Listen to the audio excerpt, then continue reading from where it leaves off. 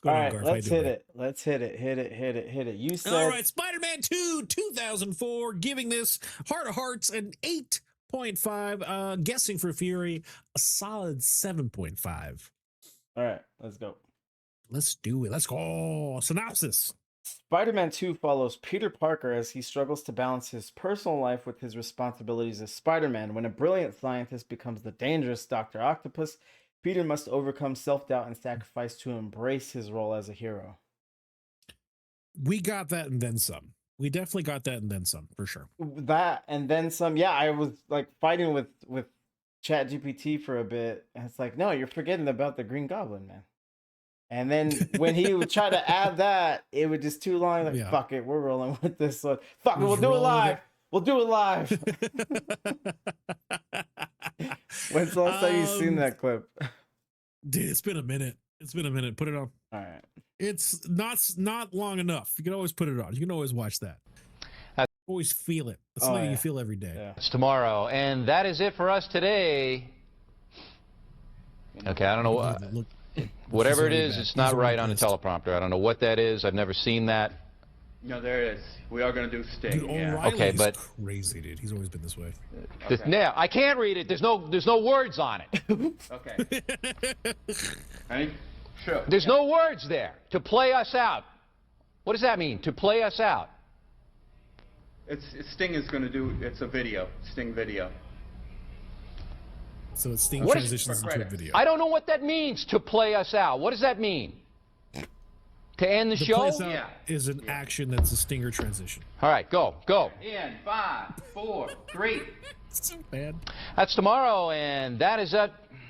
Okay. In Oh, he's mad 5, now. Now he's in his head. He's in his head now. That's tomorrow, and that is it for us today. And we will leave you with a.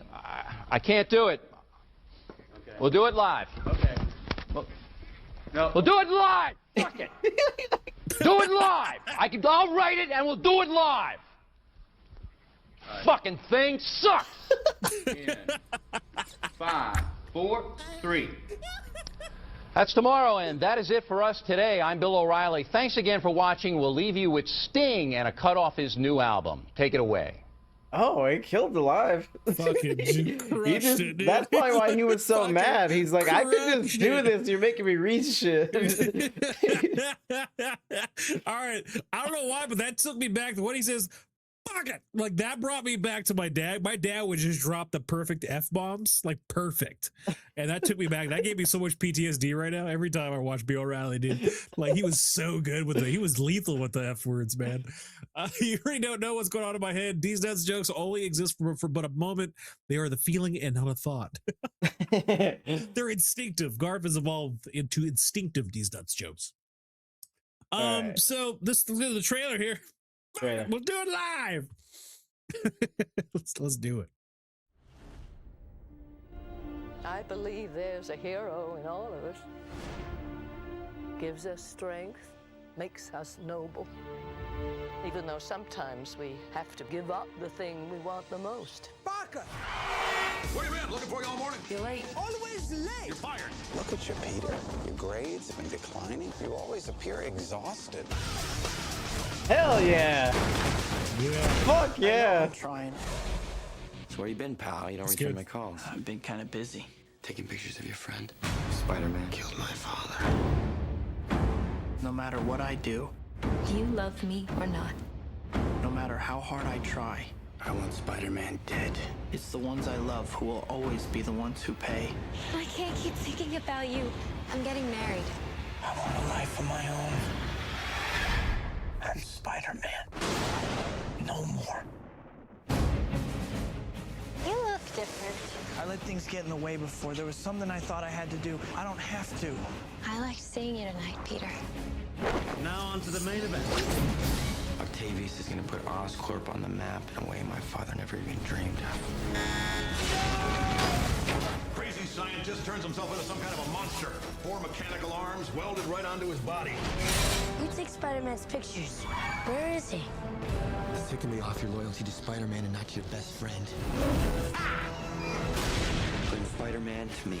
How do I find him? Peter Parker. Find Spider-Man, or I'll peel the flesh off her bones. There are bigger things happening here than me and you.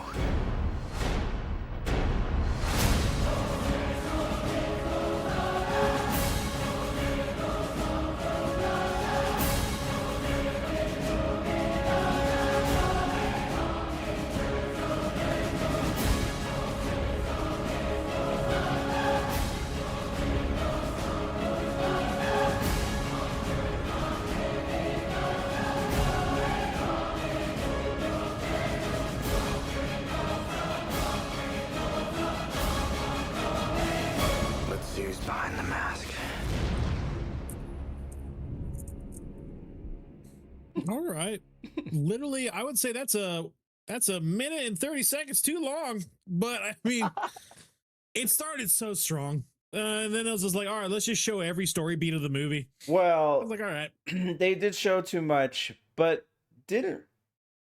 They gave some stuff They away, showed a but lot, not dude. too much. They But gave a lot. So I think the big takeaway from that is that that's when they wanted to make comic book films. Yeah. You know, yeah, like did. they Yeah, they did. went in Yeah, they did fearlessly. fucking- Mhm. And then Web. Oh, dude, Yeah, dude. You could just see the opera in the stage room with the fucking screen up, and they're just like fucking, he's just doing it to the beats, dude. You can see they were seriously invested. Yeah, absolutely, man. And then Alfred Molina, dude, just bringing the ruckus as Doc Ock, and he was really good. I liked him as Doc Ock a lot. I don't have a name that comes to mind, Of who would be a better Doc Ock? but they exist. You know what I mean? He did good. He gave exactly what he needed to give. You That don't I need like agree a with. Daniel That I Day. agree with. You don't need a Daniel Day-Lewis actor level Well, I of just Doc Ock. don't like looking at his face, if I'm being honest. Have you seen Doc Ock's face in the comics? It's exactly the same. Like you're like, no one likes Doc Ock. It's Nah, rough, dude. he has It's the tough bowl one. cut, square head. He look. That would just further the argument of not liking his face. He would look ridiculous.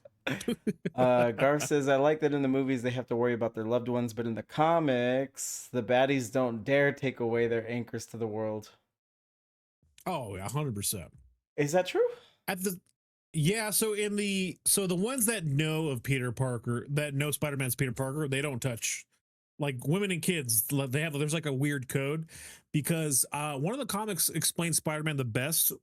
The only thing holding Peter Parker back from just going full on crazy Spider-Man, like wrecking and killing, is his loved ones and the people that anchor him down. So the villains will purposely not go after a lot of his like Green Goblin was the one that crossed that line, and that was pretty epic. It was pretty intense. But I think Green Goblin was like one of the only ones. Okay, no, I see it now. Garf, yeah, it looks like Garf was talking about Spider-Man specifically. Okay. Yeah. Good. Absolutely. Patrol It's good. says at the time, wasn't Spider-Man like greatest grossing film? Yes. Great Yes, it segue. was. Great segue Great to segue. the box office. Holy Moses. 200 million estimated gross US and Canada, raking in a cool 375 mil. Opening weekend in the US, Canada, 88 mil, and then gross worldwide rounding up to a cool 789. Oh, man, that made some money. That made Okay. some money. But I did a little something this week. Okay. Get the side by side with Spider-Man 1. Side by side. Ooh, Mm. less money and made more. Ooh. I like that. I like that. Why can't the studios look at those statistics and think about it? Batman has the same thing. There is a comic where a low-level criminal finds out who Batman is and tries to sell it to all the major baddies, and they all turn him away or try to kill him. Yeah, Garth. I remember that. That was a good comic. Huh. Yeah, that's interesting. You would think that it would make more money, the second one. I think in time, like I think the number 2 is the definitive movie of the 3. Over time, but initial box office numbers, that's pretty wild. Yeah, I don't think we'll get into It's interesting. all of it. Yeah, I think there's a lot to unpack here, which we won't do Yeah. because it's all speculative. Sure. But I will say, having watched both this week, I think Spider-Man 1 was better. Really? Yeah. Now Um, that's a take. That's a it good is take. it is a take because It's a people take. swear by Spider-Man 2, but I think it's like even my producing teacher last semester said that he Mm, considers Spider-Man 2 the best comic book movie of all time. that's so Um, stupid. That's the dumbest thing to say, especially when the Dark Knight is a thing. Like the Dark Knight movies, well, Nolan Wizard thing. he's older. I don't know. He had a gripe with Dark Knight. He said it. I forgot what it was though. So What you was what? his You say gripe? it's Dark Knight? It's not even fucking close. What are Yeah. we talking about here? I love Spider-Man 2, Spider-Man 1. Yeah. I love those, but they're great. My favorite IP, but The Dark Knight is hands down. There's not even it's such a good movie that we oftentimes as nerds don't even include the Nolan movies because it's not fair. It's just Well, right. clearly not Yeah. fair. Yeah. It's not even close. That's so stupid. Your Garth teacher's dumb. That's a dumb man. He's kind of dumb.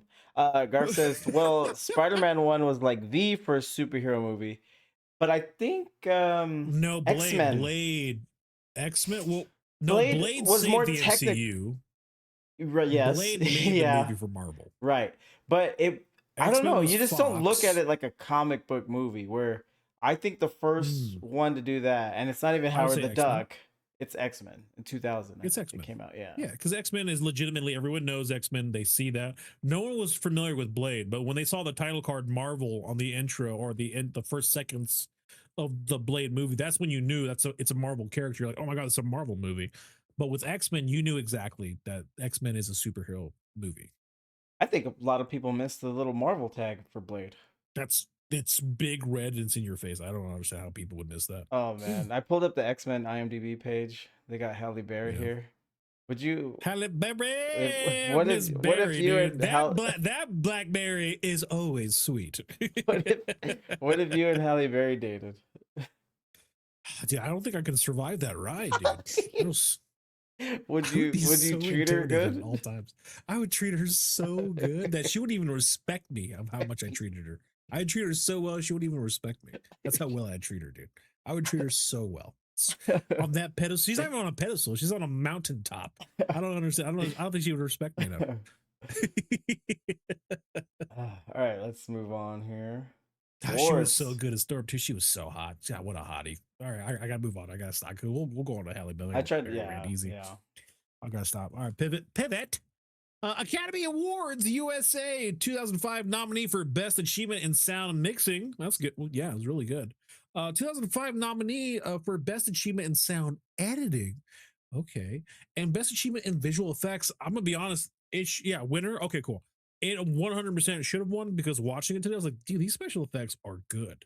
They're It good. would lose me in some moments. Some moments you would see Just some, that for sure. yeah, that For they sure. were a prisoner to the technology of the time. But by and Yeah. large, yeah. Good. Yeah, it was really good. This is I'm glad we did this movie. It wasn't our intention. We just, wanted to watch Spider-Man. Yeah. Well, I guess it was Absolutely. voted. But we're seeing a lot of change just in the film industry from this 2004 release to today. Mm, They will not the Oscars will not touch a comic book movie now. Even no. for this easy stuff like sound editing, sound mixing, which they all do a great job of. They do It's such like a they great can't job. even give them these nods. They just can like completely ignore them, and it's such an interesting I shift. think it's because it was just it was so unfair, right? I think they had to take them out altogether just to give some type of voice to everyone else because it's not even close when it comes to sound editing and mixing. Like that's like their jam But outside of visuals. I have a family friend that I spent Easter with, and her and her husband, her makes it a point to watch all Oscar nominated movies. Okay, that's And cool. but so like It's but dedication to the craft for sure. Like just kind of see, yeah. But standards. the thing is like they're kind of obscure movies. It's like All of movies them are. made specifically to be Oscar nominated. So I can like see that. the average Yeah. moviegoer, like I look at them, I want to watch Oscar nominated movies just to keep up. But let me pull up the list of this last one. I would say with comic book movies now, they have to be so and they have to be so impossibly good to be ignored, right? They have to be so good that you can't ignore them, and that's the only way they'll get Oscars now. Again, I go back to Christopher Nolan's Dark Knight, the movies in general. Those they took home so many awards, but they were undeniable. Like it's just one of those things. They have to be. No, but it shouldn't be that way. They should just get rated Well, like no, regular. for sure. No, I completely agree. But I'm just saying, in order to get an Oscar nomination now, they have to be undeniable to that degree, like to be crazy good. Okay, so I'm kind of eating my words here Oh, are you a little bit? a little bit. So, Best Picture, One Battle After Another, Begonia, F1, Frankenstein from your boy Guillermo, I mean, I Hamnet, like the Frankenstein. Hamnet, Marty Supreme, The Secret Agent, Sentimental Value, Sinners, Train Dreams. Mm. I don't know, Train Dreams. No, but I get what you're saying. Those certain movies are made with the Yeah. intent of like, and even actors, some actors during Oscar season, because there's even a season that they call it, it's Oscar season, where Yeah. they will legitimately take on certain roles because they know this is going to be like the Oscar nod. And when they're on the red carpet, even the interview is like, "Hey, did you do this for the Oscar season?" And then the actor's got to play stupid, like, "I don't know what you're talking about. I just felt very See, passionate and then about this film." One Battle After Another wins. Oh, you didn't ever saw it, huh? I haven't seen it. Why did you not watch that one? My friend, who I do trust, is my friend's opinion on the movies. Because him and me are more aligned on stuff than not. He just Oh. said it was just okay. He said it was just okay, and I'm all like, all right, well, I don't want to watch a just okay film. Does- And I just Does he like Once Upon a Time in Hollywood? no, he doesn't. He agrees with you on that one for sure. He does not like it. Okay, then you and him aren't aligned. First and foremost, I said on more things than not. Okay, on more things than not. I would be interested in your opinion on this movie, but now it's like an Oscar winner. You know my opinion. You know your friend's opinion. Oh, when have you ever? I'm so stubborn on shit. Like, when have you ever thought like that anything would influence me on a movie? Like, I would watch it No, and just kind of give I it its think good you could graces. be influenced in any direction. Like maybe hated it for the sake of hating it or liking it. You know, there's just a lot of facts. I still would be curious about I'll your give it my honest I'll opinion give it my honest opinion on it. about it. Because I love every actor in that movie. It just, when I saw the trailers, nothing grabbed me, nothing pulled me in. I'm like, all right. I don't know why. Because I love DiCaprio, I love everyone in the fucking movie. It's just something about it just didn't connect for me. I was like, Yeah. to watch, but it's not pressing for me. Garf asks, will they ignore them because it's Marvel or because comic books movie? It has to be comic book movies. It's got to be comic book. The movies. MCU on their hot run were making the best comic book movies, so they would have been hands down. They were the subject to test that theory. Because if you're snubbing those, you're not gonna fuck with the DC movies that were coming out at the time. Oh, the DC again, outside of the Nolan movies, DC was trash. It was just garbage, dude. Compared to the Nolan, compared to like what Marvel was doing in phase 1 and phase 2, it was crazy. Such a run. It was good. All right, let's hit it. Saturn Awards here. Oh, classic Saturn, dude. 2005 fantasy film winner. What? God, dude. Give me your categories, man. What are the standards, my friend? Tobey Maguire, the winner? Come on, buddy. I love Tobey, but he shouldn't be winning Best Actor in anything outside of the Brothers movie. I'm like, bro, dude. Bro. That was a slow year for Saturn, I'll tell you that much. Well, let me see who he was up against. He shouldn't be winning it anything. Tobey, but dude. Yeah. What? That's a crazy take. That was a slow year. That had to be a slow year. Oh man, are you ready for me to read these? Yeah, go for it. Go for it. Let's hear it. Best actor. Okay. He was going up against Christian Bale in The Machinist. Fucking stop. Already lost. What? That's not even crazy. Johnny Depp in Finding Neverland. Jim Carrey Jesus. in Eternal Sunshine of the Spotless Mind. Oh my God. What a sham, dude. What a fucking sham. Tom Cruise in Collateral. He was so good at Collateral, was very too. good at Collateral. Fuck. And Matt Damon in The Bourne Supremacy. You know why Toby won? Because Toby was the only one that realized Saturn's a conglomerate that he could pay for the W. Like, every other actor doesn't even know about Saturn, dude. I think this promise you. is because we've had our issues Crazy, with dude. these types of things. They were but- doing pretty good. Saturn was doing pretty good. And but I've never that's seen Finding huge. Neverland, but this list seems like the first time where the winner gets cleared by everyone that he beat, like every role. Like He got usually, bodied, dude. right? Bodied by every single person. Like usually we see it like, oh, not the best, maybe the third best, or something. But no, they're just all better. This is one of those times where you can stump all your cinephile friends. Hey, who do you think is a better actor, Christian Bale or Tobey Maguire? Because only one of them has a Saturn Award for Best Actor. Who do you think it is? And they'll get it wrong 10 out of 10 times, dude. That's crazy work. Other wild. than that, Saturn was pretty kind to this winner, best director. Best Supporting nominee, winner for Best Director. It was a great directed film. I'll give him that for that. Sure. Best Music, Best Writer, Best Special Effects. I mean, there's a good argument to be had for him. Best DVD Special Edition release. I'd like to see the standard on that. Okay, and then I included for the Academy Awards who it was going up against. Best Achievement in Visual Effects. Nice. Okay, cool. It was great, especially for its time, man. Really good. Smacks. Damn. Harry Potter and the Prisoner of Azkaban. iRobot. Damn. There's some seriously good visual eating right there. It is. Okay. So yeah, I agree with the win. It's interesting that I do. In 2004, this isn't a crowded category. Yeah, that's true. It should be more, right? Whereas, not should be. I think now things have more CGI and things like that, or more visual effect heavy. So I think that's why it's more packed now. But this is interesting little snapshot. I would say it's pretty wild to say. I saw this on my Twitter. Now I'm starting to get the movie algorithm going on my stuff. There was a screenshot of Davy Jones from Pirates of the Caribbean 2, and the title was "Crazy How We Back in the Day."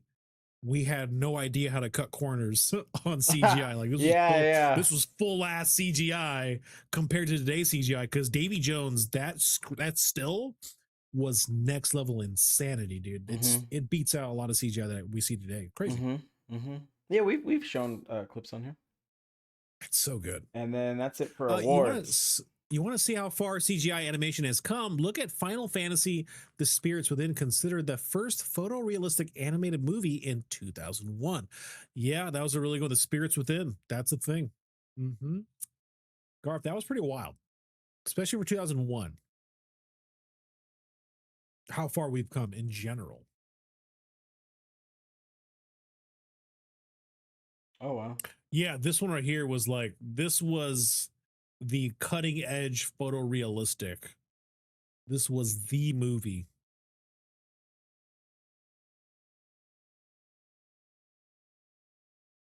What's this one? Nah, actually, we don't have time to go into Final Fantasy. We don't have to go into the No, so you don't have to. Final Fantasy lore is like each game is its own universe, its own lore for the most part. Oh, okay, cool. So it's not connected in any way, or it shouldn't be. That was quick. All right, IMDb. We're going to scores. IMDb.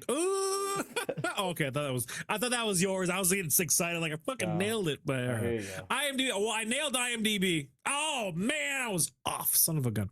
IMDb giving it a 7.5, and then Fury giving it a 7.0. You were close though. You started at 8.5.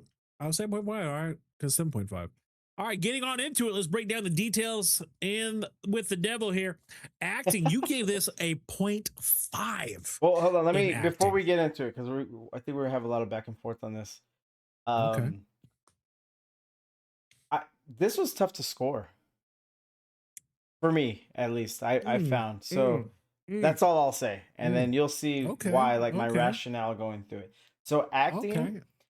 Okay, give this. Who did the best? Who did Actually, the best? you know what's funny? Alfred Molina. Oh no, him and J.K. Alfred Molina. Simmons. Molina was great. Simmons, I forgot Always. how funny Simmons is. Just, Oh yeah. he could just fucking deliver a line. He's so funny. But Simmons, after those great. two, Molina, after those two, everyone has a moment where they're like, "What the fuck are they doing?" Aunt May, always good because she can deliver those hard lines, right? To inspire Peter. I would say Aunt May, she when she delivered those serious, She's just dark, an old lady. Come on, buddy. She gave some good lines. What's your acting I think score? Aunt May was fantastic. What's your acting score? I'm gonna give it a 1 because it wasn't perfect by all any means, but everyone delivered. Everyone delivered. Nothing was like there was outside of Toby. I would say everyone brought it. They brought something. They read the script. They delivered what was needed, and it wasn't bad. Everyone brought enough.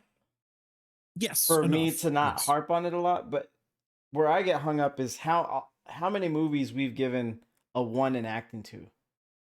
We hardly stray from that. And think of all the good movies with good acting that we've given a 1 to, just because they didn't turn the corner.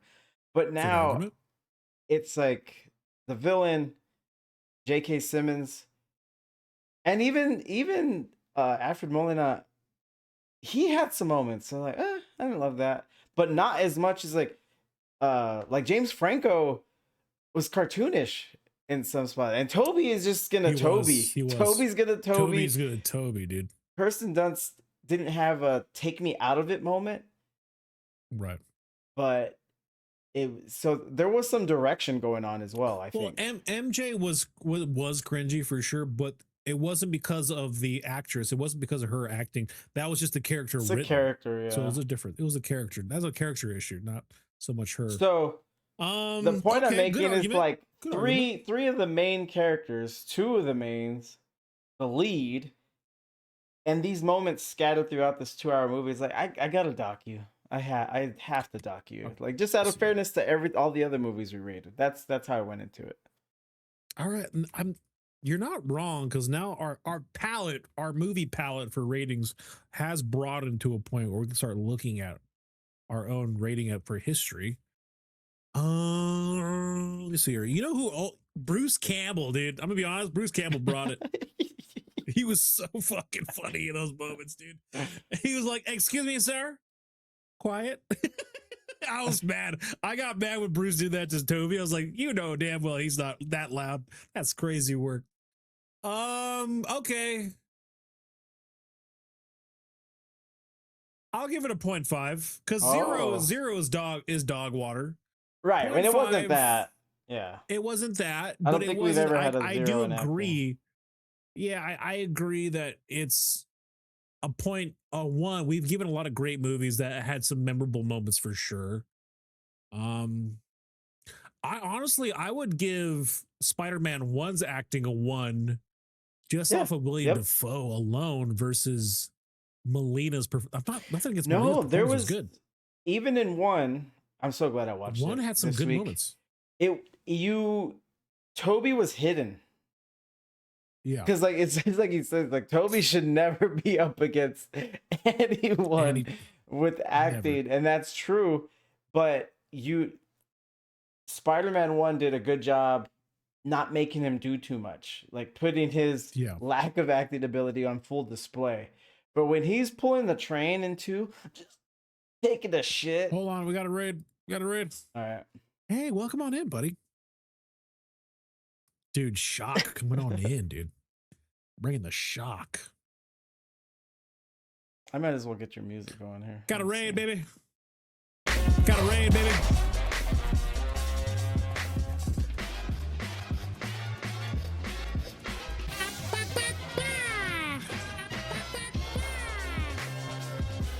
Welcome in, Raiders. How you doing, guys? Welcome in. It's a Raiders. lot for Fury. I apologize. He gets overstimulated very easy.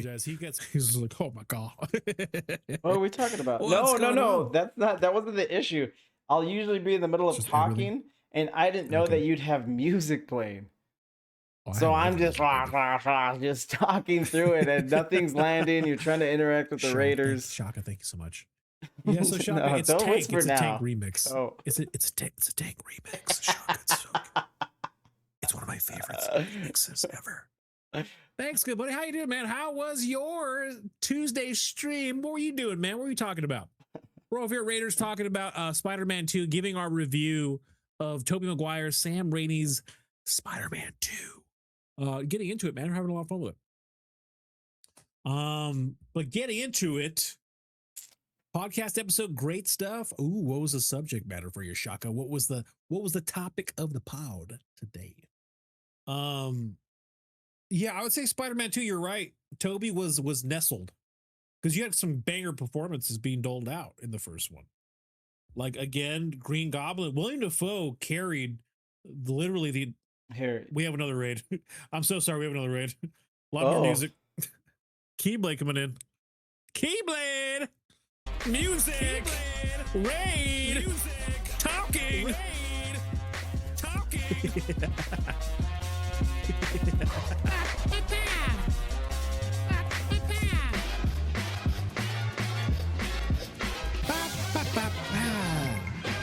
Master of Strats.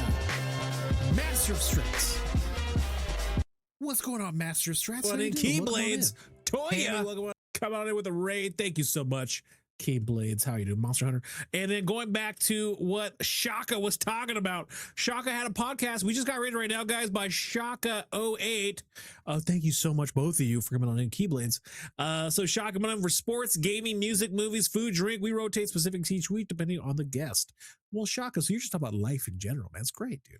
How's it going, brother? Keyblades, we're having a good time. We're welcome on in, Raiders. We're talking about it's our popcorn talk. Our Tuesday evening is our popcorn section talk of the stream, where we talking about movies. We're currently giving our review on Tobey Maguire, Sam Raimi's Spider-Man 2. So you guys caught us right in the thick of it, breaking down our score for Tobey Maguire and Sam Raimi's Spider-Man 2. Is it one of the greats or is it misremembered? You know, so that's what we're getting on into it right now. Garf had a nice tidbit there. Let's go over Garf. Garf giving us, so he's giving us some lore here. Sam Raimi had wanted to maybe make Bruce Campbell to be Mysterio in Spider-Man 3, and it's why he popped up in all the movies. So I originally thought, Garf, that because Bruce Campbell, Sam Raimi, they're a dynamic duo. They're like best friends. I just figured he was putting his boy in the movie, which I'm never against Bruce Campbell being in a movie. But I didn't realize that he was set up to potentially be Mysterio. That's pretty cool. It is cool. We love Bruce. We're very pro Bruce Campbell on the stream. Love me some Bruce. Well, okay. Here, you make the face that Toby was making when he was stopping the train.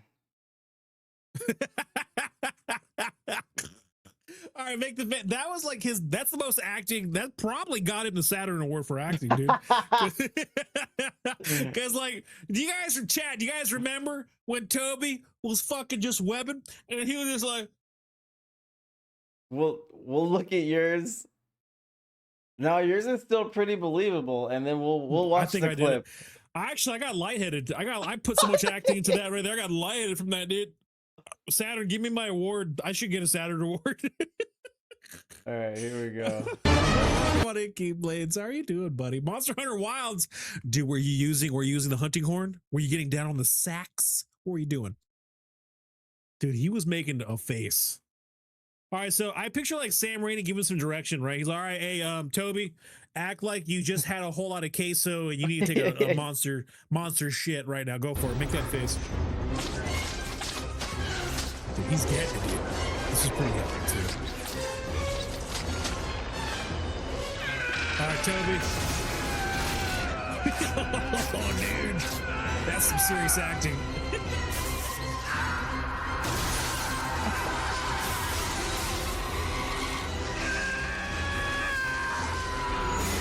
We're slowing down. Oh, dude, that is constipation at its finest.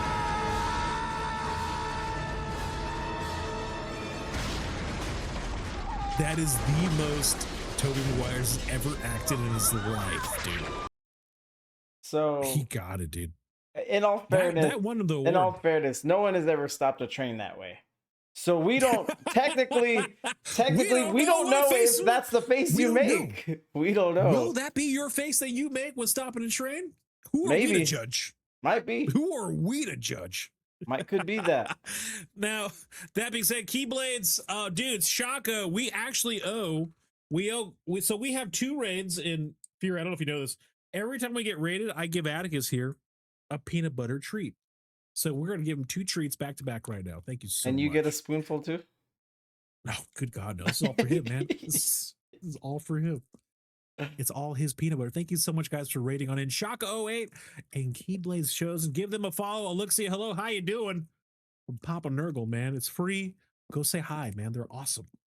Dude, you want to get more podcast talk? Shaka's your guy. You want to see some Monster Hunter playing? Keyblades is the guy. Patrol says, if I ever stop a train, that is the face I'm making. I mean, that's the face that we're making, guys. Seriously. All right. I will be honest, like it's a great scene, but Jesus, man. It's a good scene. I think so. It's a great scene. Tobey Maguire, he just has his limits. He's got his limits, but here's my thing. That he can't act. Like in the movie Brothers with Jake Gyllenhaal, that was some incredible acting from Tobey Maguire. Well, because I think Tobey Maguire is a low-key insane person. So I think so too. When he's playing an insane person, he's gonna let it rip. The point I wanted to make is, that train scene that we just limits. He's definitely got limits, but that train scene that we saw in 2, he was never put in a position like that in 1. No, and especially not to that extent where he's just full frontal. He's the only thing pretty much on camera. Yeah, you just have to look at his face for a while. That never happened in 1. In the first Spider-Man movie, you're right, because in the first Spider-Man movie, at the very end, when he's fighting Green Goblin, you're mostly focused on Green Goblin because, it's a fight. What was necessary? Because what's necessary for Tobey in that scene? Hey, act tired and act like you're getting the shit kicked out of you, and that's all he did. You don't need much to act like that. Where it's like you had Green Goblin, like when Green Goblin was like swapping characters and showing like, hey, I'm just and then he swaps back to Green Goblin right before he gets stabbed by his own jet glider. You're like, Godspeed, Spider-Man. And then just like he gets jetted right on in, right? Yeah. You're mostly focused on Green Goblin in that scene. So well, just everything else. There. It wasn't just him front and center on full display is the thing. Like they did a good They did a good job working within his limitations in the first one. Whereas the second one, they needed more. Because like Patrol says, they could have totally made the choice to keep the mask on, which is true. But mask off is the move in that. Yeah, you want to see him struggle and strain, and you want to visually see that. So you can't get that same reaction with a mask. You just need a better Tobey, and then plus the kids give him back the mask. He has that touching moment with the members of the community. Yeah. So I get it. I get why that decision was made. Like we're going mask off.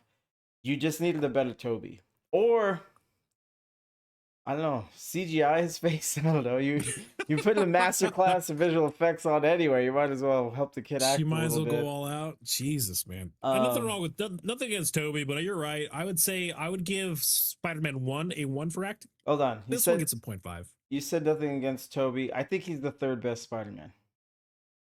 Fuck, that is bold of you to say. Well, who you got?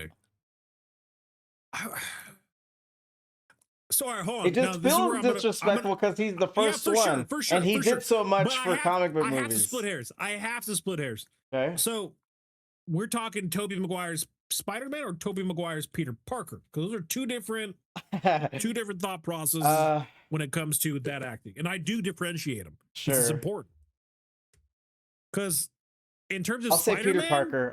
Peter Parker. I think he is. I think he's the best Peter Parker. He is definitely the worst Spider-Man. I will say that. Oh, I thought you were gonna flip it. No, he's the worst Spider-Man. He's the worst Spider-Man. The best Peter Parker. Tom Holland is not good at. He's not good at. He's not the best at either of them. He's not the best at either of them. Andrew Garfield is the best Spider-Man. The worst Peter Parker. So, and then you got Tom Holland is like he's good at both, but he's not better. He's not a more believable Peter Parker than Tobey Maguire. He's too good looking. Too good looking. No, he's Andrew Garfield is on the bottom of my list for almost anything. Almost anything, really. He was a really good Spider-Man. So Spider-Man is a quick-witted, fast. He likes to talk a lot too. But he's funny. Writing though. That's writing. I know, but I got to give it to he worked with the material. He did it well. Garfield, Toby, Holland. Oh my goodness gracious. Fucking hell. I wouldn't say that. Well, here, because I don't like overall what? Overall, as a whole thing, I would say I'm also putting Miles I would Morales actually in this say- conversation as my number 2. Oh, you're putting Miles? Utah. Ooh, okay. Utah. Hold on now. Give me 2. I would say Miles Morales. I would argue he's number 1 for me. If you're throwing Miles in there, of course I'm doing. Yes. okay. Well, he's 1. There's not even close. It's 1. He's number 1. Much prefer that. Yeah. if Miles isn't 1, you are racist. You racist. Dude. No, he's my 2. No, he was fantastic. I think Miles Morales is definitely my number 1. Who's your number 1 if he's your number 2? Holland. It's Holland. Holland. Because I don't like his Spider-Man movies. I don't like his Spider-Man movies. You know why he's number 1? And I'll cue it up if you need me to. His scenes. His moment with Mr. Stark. Mr. Stark. In Civil War, Captain America: Civil War, where he gets recruited. So he's still with Tony Stark in his bedroom. They shoot in that little scene a Spider-Man movie. A Spider-Man origin story is just perfect. And he's a kid. He's the only one that looks like a fucking teenager. He's the only one that looks like a high school student. First off, I'm gonna crack some knowledge, and I don't know if this is gonna be a hot take for the chat and for you, but this is all right. It's gonna be dumb. I thought about this. I thought about this a lot. What makes Spider-Man Spider-Man? Right. What makes Spider-Man Spider-Man is his ethos is to try to live the life and be a superhero, but he can't have both. That's why he's completely tortured. And what makes Spider-Man Spider-Man is his dedication to his morals and standing above all, even amongst how hard his life can get. So every comic book, what makes Spider-Man Spider-Man is he rises above literally everything, despite being shit on at all times. That's what makes Spider-Man Spider-Man. Right? Sounds like Even you're going Captain back America, into the writing again, but I'm gonna let you finish. Okay, let me finish real quick. So who embodies that the most in terms of movie and direction? So Holland, he hasn't gone through crazy shit only until the third or the second film, right? A Brand New Day, right? Where he loses Aunt May and he still rises above. I will argue this. He still tried to kill Green Goblin, William Dafoe's Green Goblin, even afterwards. It was only stopped by Tobey Maguire's Spider-Man in that movie. So Tobey Maguire's Spider-Man is great because still Tobey talking about the Maguire writing. Let's do it, I guess. 2 movies. We're talking who's the best. I'm just telling you right now, who embodies that the most. You're having a different conversation. I'm saying actor portrayal. So if okay. You know what I mean? Sorry. It's like you're talking about a movie like writing decision that was made, or maybe directing decision that was made in his third movie. I'm talking about who do I look at them and like, oh, that's Peter or that's Spidey, and it's Holland. And then it's when's the last time you've seen that bedroom scene? It's been a minute. I'm gonna be honest. It's been a minute, but I'm gonna be honest. I think it's Toby still. Because his Peter Parker goes through the shit, dude. Like he literally goes through with. All right, so first of all, this Mary Jane, about writing. this Mary Jane is so toxica. No, but like when he sighs, when he's in over his head, when he acts like he's just trying, and he's frustrated. That's Tobey Maguire's acting. Like he acts frustrated, he acts drained, he acts kind of depressed, and he kind of acts like fuck, I'm down and out. Who looks like a high school student? It's definitely Tom Holland. He definitely looks like a kid. But then it comes down to what store, because Peter Parker was actually a high school and college kid too during his college years. He was 100% that. Like Peter Parker, he was the photographer. He was going to college. He was trying to be a superhero and please everybody. So he was definitely an older college kid. And Tobey Maguire in the first one was a high school into college. So that was very believable. Tom Holland forever looks like he's going to be a 13-year-old. So I don't know what to tell you on that one. Okay, so he'll always be the perfect Spider-Man. What do you want me to say? You keep taking these weird the perfect Spider-Man is college Peter Parker. Is real world trying to get a job. I'm a photographer, Peter Parker. That's my Spider-Man. Not like high school kid. So I see this stuff. Well, no. What do you Well, mean? like, It depends on who's telling the story. In Spider-Man 1, Yeah. he was a high school senior. In Spider-Man 1, yeah, but then there's got to be growth. He's got to become a freelance photographer. Well, he was still taking pictures and hold on here. Hold on. Hold on. Hold on. Hold the phone now. All right, so if I say you're Garv, to the little things, your friendly neighborhood Spider-Man, Holland wasn't nerdy enough to be Peter Parker and too whiny to be Spider-Man. But Troll, I agree with that. Let's not forget that Holland had a fit in the MCU rather than being the anchor of his cinematic universe as well. Jackie brings another good point. Well, here, again, I'll say it a second time. I'm only rating Tom Holland from his scenes in Civil War. That's it. Because I don't like his Spider-Man movies. But I'm saying this is the Peter Parker. You can't do that. You have to put it as a whole. You have to do everything as a whole. You can't just do it No, from one well then scene. I'll split this one. Then I'll say the best Spider-Man is Civil War, Captain America Civil War, Tom Holland. That just sounds stupid. That moment. This is what the other directors for all his movies couldn't recapture. Look, and I tried to avoid this, but you're forcing my hand. No, I'm down. Force your hand. Let's do it. Let's see it. Look how much they encapsulate in this very short, efficient scene. Walk with me. What are you doing? It's very quiet. Hey, I'm Is it? Here, I got it. It's a little quiet. I'm all the way up now. What are you doing here? Yeah. Right? Yeah. Regarding Damn it, they're just showing his lines. I can't find it here. You know what? We're going to Disney Plus, baby. Dude, he wants to make a point so bad. He wants to make this point so bad. No. I just feel like you don't understand what I'm saying and you don't remember this scene. So I'm completely ready for you to watch what I'm about to show you. Okay. And then still disagree. Let me simmer on it then. Let me just simmer on it. So who embodies Spider-Man from an acting standpoint more than anyone else? Is that your argument? Yes, actually.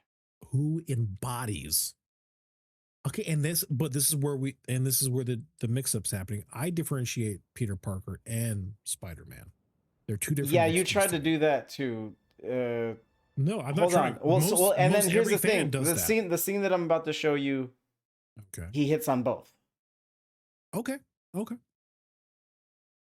Who embodies? Let me just simmer that. So, guys in the chat, who do you think embodies? To Fury's point, who do you think embodies? Put up like a 5-minute poll. Let's do a poll. Because a long one. It's a hot. All right, let's do a poll. Okay, manage the poll. So let me write it out. I don't want to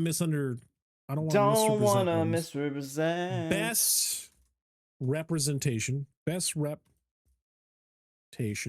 of Spider-Man or Peter Parker? Both. Let's combine them. So you have to rate them from both. Okay. The most well-rounded both Spider-Man Peter Parker performance. Both Spider-Man. Okay. I can stay awake. Peter Parker. Okay, all right, so we got Tom Holland. Okay, we got Andrew. Breathing. Miles Morales. Tobey Maguire. Yep. Miles. Well, I mean, he's animated, but still, yeah, I mean, carries it with his voice. Mm-hmm. The actor. I would rather put the actor's name, but I don't want to look up I'm too lazy to do that more. And he's a weirdo. He is a weirdo. All right, we'll put it for 5 minutes. All right, so best representation of both Spider-Man, Peter Parker, Miles. We'll just put because Miles is a completely different character from Peter Parker. Miles. So we'll put and. Oh, I guess by virtue of that, we should have just kept it at Spider-Man. Yeah, I think we should keep it at Spider-Man, buddy. Because Miles is a completely different character. Right, but they're all Spider-Man. Yeah. Because you know who's actually... Did you start the poll yet? Don't start it. I already started. Oh, then let me show you this scene. Parked outside. And we'll have an even sillier conversation. All right, let me get your first impression there. So, first impression. Here's my thing. There's a little bit of disconnect for me, and I'll explain why. Yeah. I grew up with the comic books where Peter was already a college kid. Yes, he was high school dealing with He was a kid. I mean, geez, I grew up with the cartoon where he was in college already. So for me, my Spider-Man's a little bit older, right? But in the comics, the OG comics, he was younger. I think you're right. I think you're 100% right. Tom Holland is fantastic, and he stays true to the comics from his age and where he's at and what it means to be. I think with my Peter is a little bit older and more run down, balancing life, his personal life, and then some, where that was the center focus. I also see that, yeah, 100%. Tom Holland does embody Peter Parker, like in a big way. I'm excited to see what that does. In that scene, in his fight with Captain America later in that same movie. The other movies, I don't like the MCU Spider-Man movies, so I can't even go. But everything that he did in Civil War was great. What I will say now that I've rewatched it is he also does benefit from the writing, because when he says that line and benefits playing off of Tony Stark. Another raid. I'm so sorry. Go ahead. Stoner, what's going on, buddy?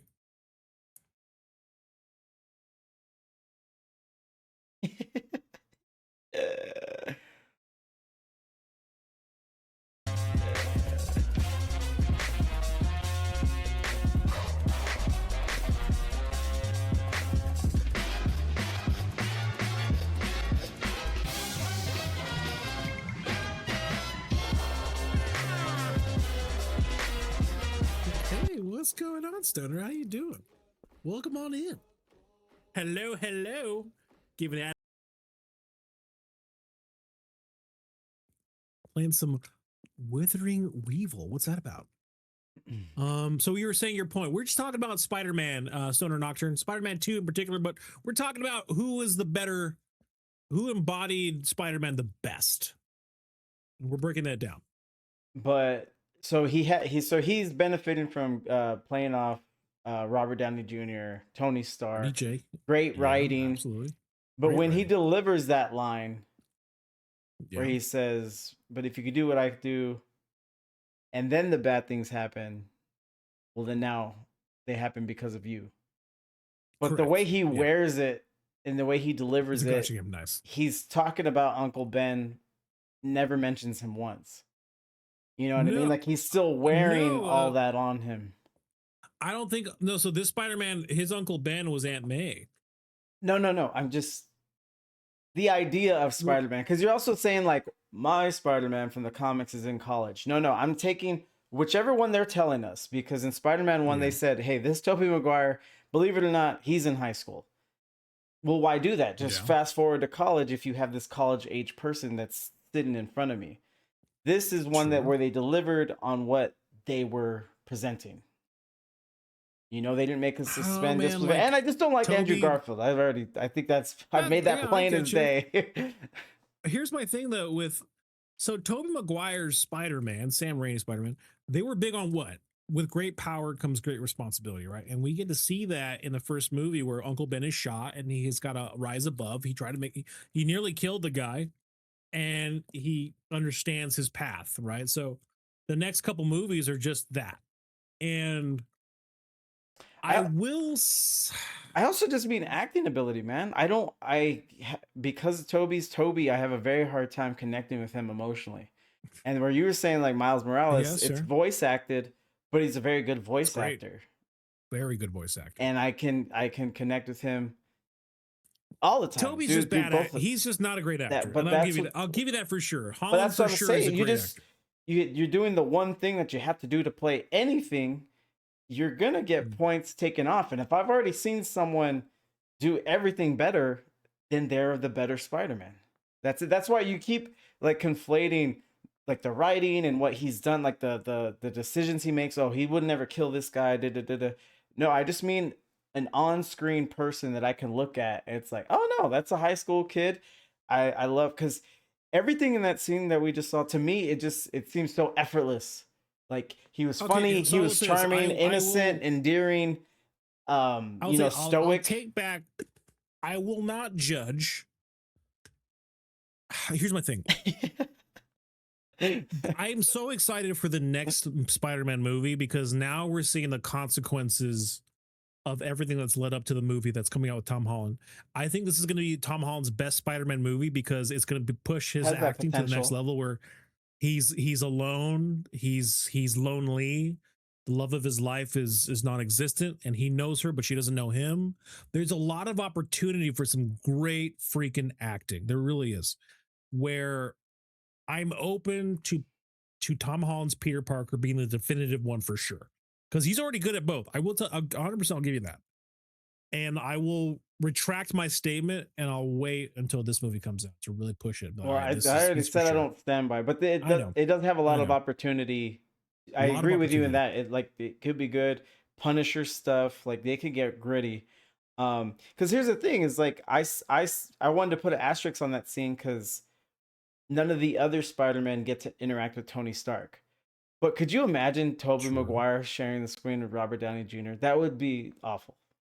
No, it'd be really bad. That's where you like really expose your bad actor, your limited actor. I mean, we'll see, because we got the Doomsday movie coming, and I think Toby and Garfield are Do you think slated they'll to come talk? I back. hope not. I don't know, Actually, man. I don't but want we'll Toby see. to talk I'm to open. anyone from the new MCU. You know what? There is some serious nostalgia from Toby Maguire's for sure Spider-Man. Like, hey, what's going on, Janamic? What's going on, buddy? I'm open to Tom Holland being the definitive Spider-Man experience. New ranking will new Nicolas Cage is coming into for sure. Yeah. I am open to Tom Holland taking the throne. I'm not against it. I'm not going to be one of the Spider-Man, Tobey Maguire back in my day, my Spider-Man. I don't want to do that. So I am open to Tom Holland being the definitive Spider-Man experience. I just think I want to see more of his movies. I want to see more of that because Andrew got a chance. Toby had a chance with his own run. Now I want to see Toby's run on his own. And that's going to be really cool. I'm excited for that. Story plot, I have 1.5. How you feeling? Oh, it's 1. Hold on. Yeah, 1. Okay. New ranking, 100%. Circle. Back in my day, my Spider-Man was Toby, is Toby, will be Toby, and I'll die through that Toby. Toby was great, but he was not a good Spider-Man. He had a lot of holes. It's good to see you, Sergo. Great to see you. By the way, is Nor confirmed airing with color, black and color and white and gray? So Jack, you know, they're they're doing both. You're gonna have a colored and then a black and white. Really? They're gonna release both of them. Huh. That's cool. Huh. Okay, your story plot 1. We don't get hung up on that. Direction, I have 1. One direction. I agree. Oh, okay. Production, No, 1.5. 1.5 for sure. Production value 1.5. A lot of great. One of my favorite moments was when Sam Raimi reached into his horror bag, because Sam Raimi known for horror up until the Spider-Man series, and the scene where Doc Ock is on the table, and then you had the quick shots, and you had the tentacles are just like taking out the doctors. It had a horror vibe. I'm like, this is It was really a really good good scene, Well, yeah. really good scene, man. So I just notable things like that, like the sets were, I would imagine, pretty wild. I'm gonna wait on reviews to see what version to watch. Then we ain't got money like that. Well, it's an Amazon. Are they releasing it in movies? I thought they were gonna release it on Amazon. Jack. Yeah, I thought so. They're gonna release it on Amazon. It's not gonna be a movie release. It's gonna be it's gonna be a series, if anything, or a movie release on Amazon Prime. I think we'll have to look that up. No, I'm looking up right now. We're looking at, okay. Spider-Noir. But Stoner, thank you so much for rating on the channel. If you got a rate and fade, I appreciate you, buddy. Yeah, Stoner. Guys, if you're not following Stoner Nocturne, please give her a follow. She's awesome. It's a Prime series. It's a Prime, Jack. May so have no fear. 27th. May 27th. We're about to get some Nicolas Raging Cajun overacting classic iconic. The man, the myth, legend. We're gonna be seeing some Spider Noir. I think I'm gonna watch it black and white. I think anything else is a definitely gonna watch it black and disservice. white. That's a move, Yeah. and I'm glad they're doing that. But that the color option is just for the people who won't watch black and white. That's the only reason they're doing that. But I don't love black and white, but that's the whole thing. It's not just a decision because they felt like it. Yeah. Thank you Like, for the lurk, Stoner. It's on brand. I think I think you're 100% like, but we grew up with certain movies in black and white too. Like we're old enough that we grew up with the watching our parents' classics, right? Black and white. And then watching certain movies like Sin City, Clerks, yeah, Clerks, Sin City. Like those are iconic black and white films that Sin City is more like monochromatic, but I'm with you. You're picking up what I'm putting down though. Black and white will be the definitive version. I think so, Jackie. No, black and white will 100% be that version. Okay, we're humming now though. Okay, so production 1.5. Screenplay I got 0.5. Screenplay dialogue. Yeah. 0.5. Okay, let's get into that. It was bad. I mean, there were some parts that took you out, and there were a lot of parts that took you out, right? Like the scene where he's eating the pies, like this is really good pie. And the choice to be like a complete like asshole in that moment, the pie scene. I'm sitting there like, all right, dude, this is kind of weird. Gonna be weird. The comedic relief, the landlord was funny, but it just didn't really push anything. Yeah, that's actually perfect. That's perfect. Yeah, crowbar. It was great. I was like, all right. Would you bang the neighbor? I would. Not only would I bang the neighbor because she's giving me free cookies, but dude, she's infinitely better. And chocolate cake, and just there giving me coin for like my phone calls, and she's just a better person overall versus Mary Jane. Like Mary Jane sucks so bad, dude. Like she was, dude, Latina toxicity. Like she was a toxic Latina. Like that was just the energy she was giving off. I just couldn't stand Mary Jane in the movie. This is huge. It's not good. Otto Octavius's dialogue in the beginning was really good, and then like he got hung up in the bad guy being the bad guy, and then it kind of fell short when he turned in that way. All right, so there was a chunk of the first interaction with Otto Octavius and Spider-Man where he grabs, it's crazy in this the screenplay, I don't know how that happened, makes sense of that, where he grabs Aunt May out of the crowd and then runs up the fucking and that was a whole scene. I'm like, really? Aunt May was there and he happened to grab Aunt May out of all the people and then push Spider-Man didn't need to have any type of motivation to take on Otto. Like he didn't need to have an additional. It wasn't out of the bank? She was at the bank, sure, but then remember when he's in the street. No, he literally sifted through the crowd. So one of his tentacles sifted through the crowd of people, pulled her from the back, and brought her out. It was the most jarring thing I've ever seen. Like, oh, I forgot about this scene. This makes no sense. Like, out of all the people, you grab the old helpless lady. Okay, like, please explain that. But they don't, and it just happens to be Peter Parker's Aunt May, and it's just that took me out. That took me out in that way, in the whole back and forth, Aunt May fighting, Doc Ock as Spider-Man's fighting him on the really cool set piece, really cool fighting. I think we were so taken by that fight scene. It was just such a weird thing to kind of overlook. Otto decided it's her time. It was her time to die. The stream. Thank you so much. Thank you so much, Sergo, for the update. You misspelled Rami. Yeah, Rami. That's fine. And review. And review. Yeah. No, Rami's correct. Rami's correct. Review. No, I know. I think I misspelled. Review was definitely incorrect. So Otto decided it was just there was moments in the movie where it definitely takes you out. Oh yeah, you misspelled Raimi. Yeah. Yeah. But yeah, that was it though. So I would agree that the dialogue screenplay was a 0.5. Oh, okay. Nice. Were there any other moments for you, like besides that? Like, were there other moments where you're like, "Oh my god, this is really bad"? Like examples of bad writing. I just remembered. I don't know if you do this now when we're screening our movies for the reviews, but it's like something will happen, and I'll just decide like, "Oh, it's this score," until something else maybe changes my mind. But I don't remember what it was. Like I was starting to notice things because I like the story a lot, and I thought you were going to point out that I might be breaking my rule because there's source material.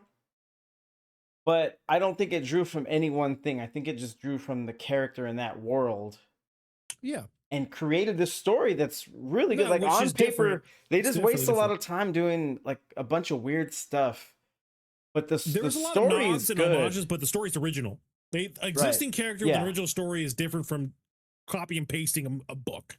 I am in the same. I agree with you in that way. Right. So the story I liked a lot. You know, he has a brooding friend who's suspicious of. Actually, here's what took me out. I'm glad you asked, and I remember the whole angle where Norman Osborn is mad at him. He's like, "Put me in touch with Spider-Man. He's your buddy or whatever."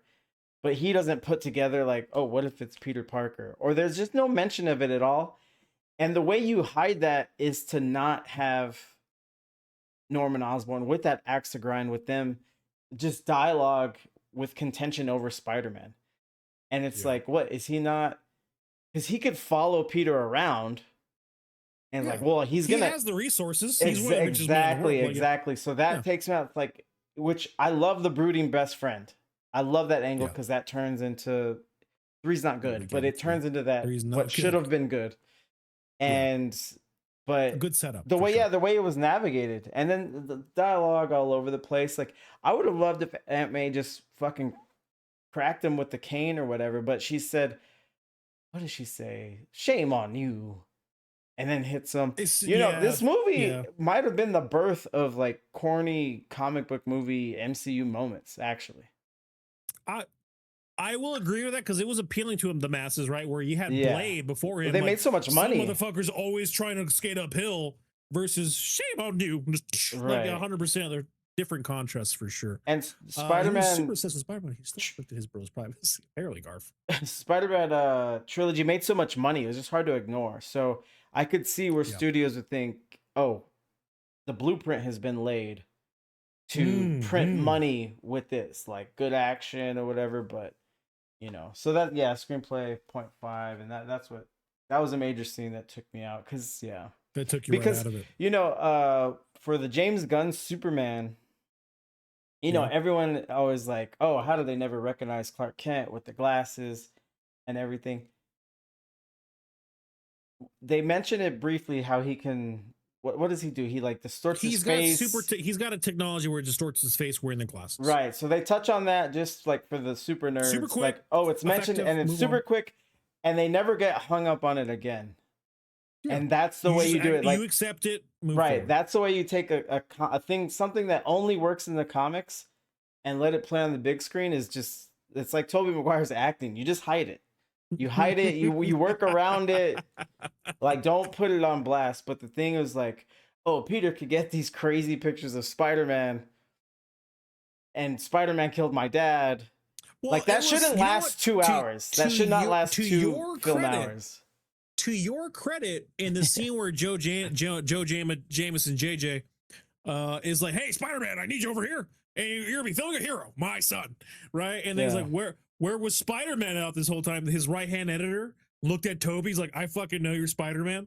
So, like, if the editor knows that you're Spider-Man and he's up to your shit, how could not a billionaire playboy resourced out grudge against Spider-Man himself, how could he not do his due diligence, or at least very much know who he is? Yeah. So there's a lot of moments in that for sure. Entertainment value. I got 1.5, baby. Really? Highly entertained by this film. Like, because I liked Toby getting life kicking the shit out of him. Bruce Campbell being hilarious. The again, it was unnecessary, but seeing his tenant, like the landlord, hilarious bit. The action was really good. The fight scenes were really good. The end was really cool too. So I was highly entertained by this film, man. Oh, hold on. I might take that back because what would I be more entertained by, 1 or 2? When was the last time you saw one? I haven't seen one in a minute. You know, all right, I'm gonna take it back. Oh, this is the first time I'm going 1 because I often quote 1 more than 2. I think I was more entertained by 1 than 2. Probably. I'm gonna give this a 1 for entertainment. There's much less dead time in 1. A lot less. This one has it. This one has it. That was the only reason. Like when it was good, it was good. Like I was just in my living room watching 2 by myself, and she's like, "Oh fuck!"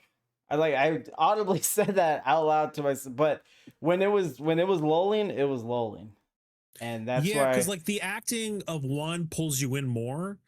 And It just flows. It just flows. It doesn't really stop for anything. It flows nice.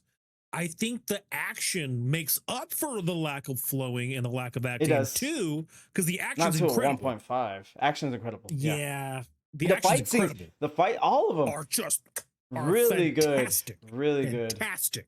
But 1 is better and more entertaining because of the villain and the acting. And 1. So I'm gonna give the entertainment value a 1 because I feel like I'd give the first Spider-Man a 1.5, and I don't think they'd be equal in my eyes in terms of entertainment value. Je ne sais quoi 1. Oh, 1. Yeah. It's an easy 1 for sure. Okay, let's see what you got here. 1, 2, 3. Wait. What do we get? I think you have a 6.5. Wait, how did I get a 6.5? Acting 5, 1. Story plot 1.5. Yeah. No, sorry. I say story. I gave story a 1. You did. But you said acting 0.5 too, right? Yes. You had 1 and I changed 0.5. it. You changed story it. 1. Story plot is a 1 for me, not a 1.5. That's crazy work that you consider as a 1.5. That's nuts. I don't understand that. Direction is a 1. Production 1.5. Yeah. Dialogue was poo-poo. 5. Entertainment's a 1. Genius a 1. Yeah. 1. What'd I get? Is it a 6.5? Yeah. Woo! Oh, look at who's the curmudgeon now, baby. Oh no. Wow. Spider-Man 2. Yeah. Godzilla. Spider-Man 2 Squid. Dude, I'm just sorry, but William Dafoe's is just here's my thing. Thinking of 1 just puts 2 in perspective a little bit more for me. Green Goblin is just way more entertaining of a villain. I mean, it's the main reason why in No Way Home he was like the villain, and Doc Ock was in it too. Alfred came back, William came back, and no one really talks about Alfred Molina's character. Like all the highlights are from the Green Goblin and William Dafoe's character, and like he's just nailed that performance and he carried. You know what I missed early on until there was No Way Home is that the tentacles corrupt him. Yeah, that wasn't clear to me till this rewatch. Oh, really? You didn't know? Okay. Because even it's like, the tiny inhibitor that's really easy to smash that just turns me into a completely different person. A psychopath, just like. All right, well, I'm at 7. Alfred Molina, Sergo. 7-0. You're at 6.5. 7-0. 2 points short of your heart of hearts. 2 points short of my heart. God damn, dude. Well, that's why the system's there. The system works, man. There. System works. Letterboxd. All right, Travis coming on in with 4.5 stars with 81 responses. The Virgin Amazing Spider-Man. Responsibility, no power. Listens to Philip Phillips unironically. Shares diluted to 0.03. Skater, has never seen a girl. The Chad MCU Spider-Man. Power, no responsibilities. Girls are fine, but Legos are better. Can't do anything without Sugar Daddy Iron Man. Snap core hit 1 mil last week. Favorite movie is The Lion King 2019. Doesn't know it's a remake. The Thad Raimi Maguire Spider-Man. Power and responsibility. Ironic dancing. Respectful to women, but not a simp. Relatable. Can't pay rent. Occasionally emo. Reads poetry. Augustine probably. That's funny. I will say he's probably the worst simp out of all of them. Like he's the worst one out of all of them. No. Like dude, absolutely. He was in love with Mary Jane, was accepting of her getting married for a while until he became Spider-Man. Just a simp, dude. I don't tell you. The Amazing Spider-Man has never seen a girl. The Virgin Amazing Spider-Man. I love the shares diluted to 0.03% from The Social Network. Yeah, that's a good take. Travis is good, dude. No, Travis is funny. We should get Travis on the stream. He would be good. He would be. Because he disagrees with me, but this is a good disagreement. But it's still a good disagreement. That's because he doesn't say. Well, in Spider-Man 2 is when he stops simping. Like he still loves her, and she asks him point blank, and he's like, no. No. I think that's fair. Yeah. He goes. But the he's first simpy, I one, would first say. one, he was a little simpy, but he was still Super simpy. Yeah. He says power Super and simpy. responsibility. I like that. This is a good one. Responsibility, no power. All right, here you go. All right, Dan with 5 stars, 6 comments. Kirsten Dunst was asked her thoughts on the new Spider-Man movie. She responded with, "I don't care. Everyone likes our Spider-Man. Come on, am I right or what? We made the best one, so who cares?" That is like my review. That's the best and puts every other superhero movie to shame without a doubt. Also, Doc Octopus going on a murderous rampage instead of just admitting he was wrong is the mood.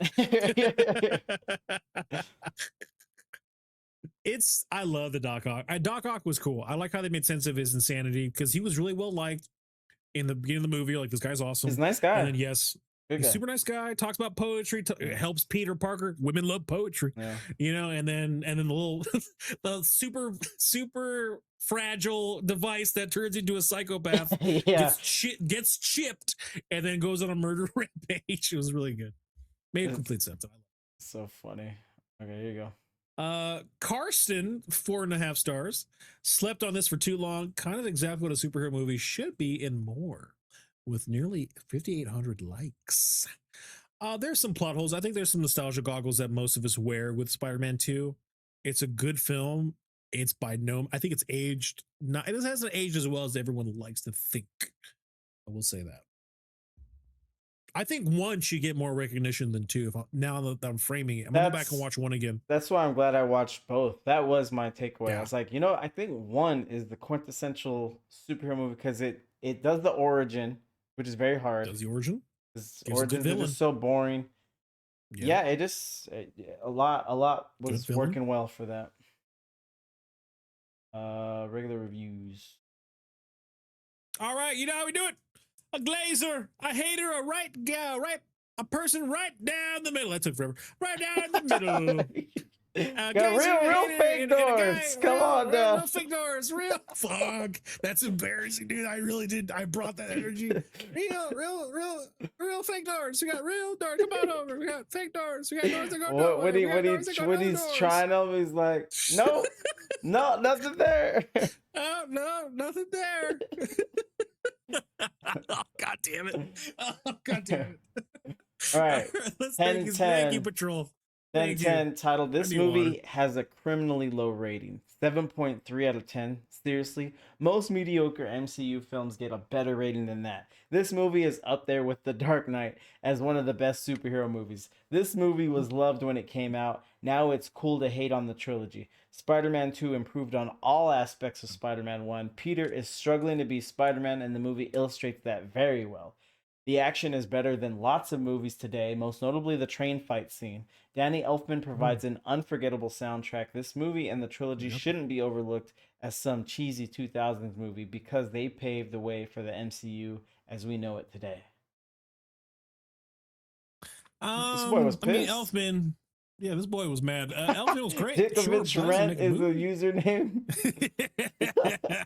Dickovich Rent. That's a good name. Jesus. Solid name, Dickovich. Nah, dude, it's got the score. That's the score. Well, it's 7.5 now, so it's raised since then. Yeah, still though, you can't. The I like it. I feel good about that. The soundtrack was good. But yeah, it's aged a little bit like milk, in my opinion. Overhyped and overrated. The first movie was just much better than I already agree with this guy. The first movie was much better than this bomb, mainly because of William Dafoe and his fine acting. I can't fathom how critics say Toby pouting and whining throughout the first half of this way too long movie was character development. The first movie established Peter as a loser, and we didn't need to spend nearly an hour watching a depressed Maguire sulk his way through the movie. The action sequences were nothing special, that's dumb, and were much too drawn out and boring. Overall, this movie was all too predictable. It tried to copy The Return of the Kings into triggering the viewer with false endings, although anyone who read Lord of the Rings would know that they were not false endings. Dunst was annoying as MJ and usually tends to overact. Without Dafoe in this movie, the performance came from J.K. Simmons, who had provided comic relief in a limited role. As a whole, this movie is slightly better than the dreadful Daredevil and Batman and Robin. Best superhero movie ever? Not by a long shot. The original Superman, Batman, and both X-Men movies were much better. Brought to you by Tony Kennedy 38. He made some good points, but I think it fell on deaf ears when it came to the action wasn't really good. Oh yeah, really great action. I like Daredevil. I like Ben Affleck's Daredevil. Oh, bro, that's a take, dude. Don't you ever say that out No, loud I would to never. anybody. If someone, I would never argue about it unless I don't know if someone could take it too far. It's such a bad But movie. it works for me. I like how you're like, it works for me, dude. That's a movie. There was just all right, Tony a Kennedy. lot of heart. Before I was in it. bored. Was there? I think so. It's not good, dude. Do you remember? Do you remember Colin Farrell? Hey, look at the forehead. Bullseye. Like what? Do you remember his one-liner when he kills that old lady with the peanut by ricocheting it off of the plane seat in front of her? Right to her throat.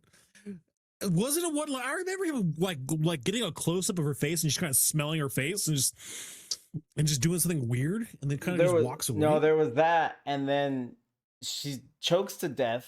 So he rests her on his shoulder, and the stewardess comes by and says, "Oh, she's sleeping. That's so sweet."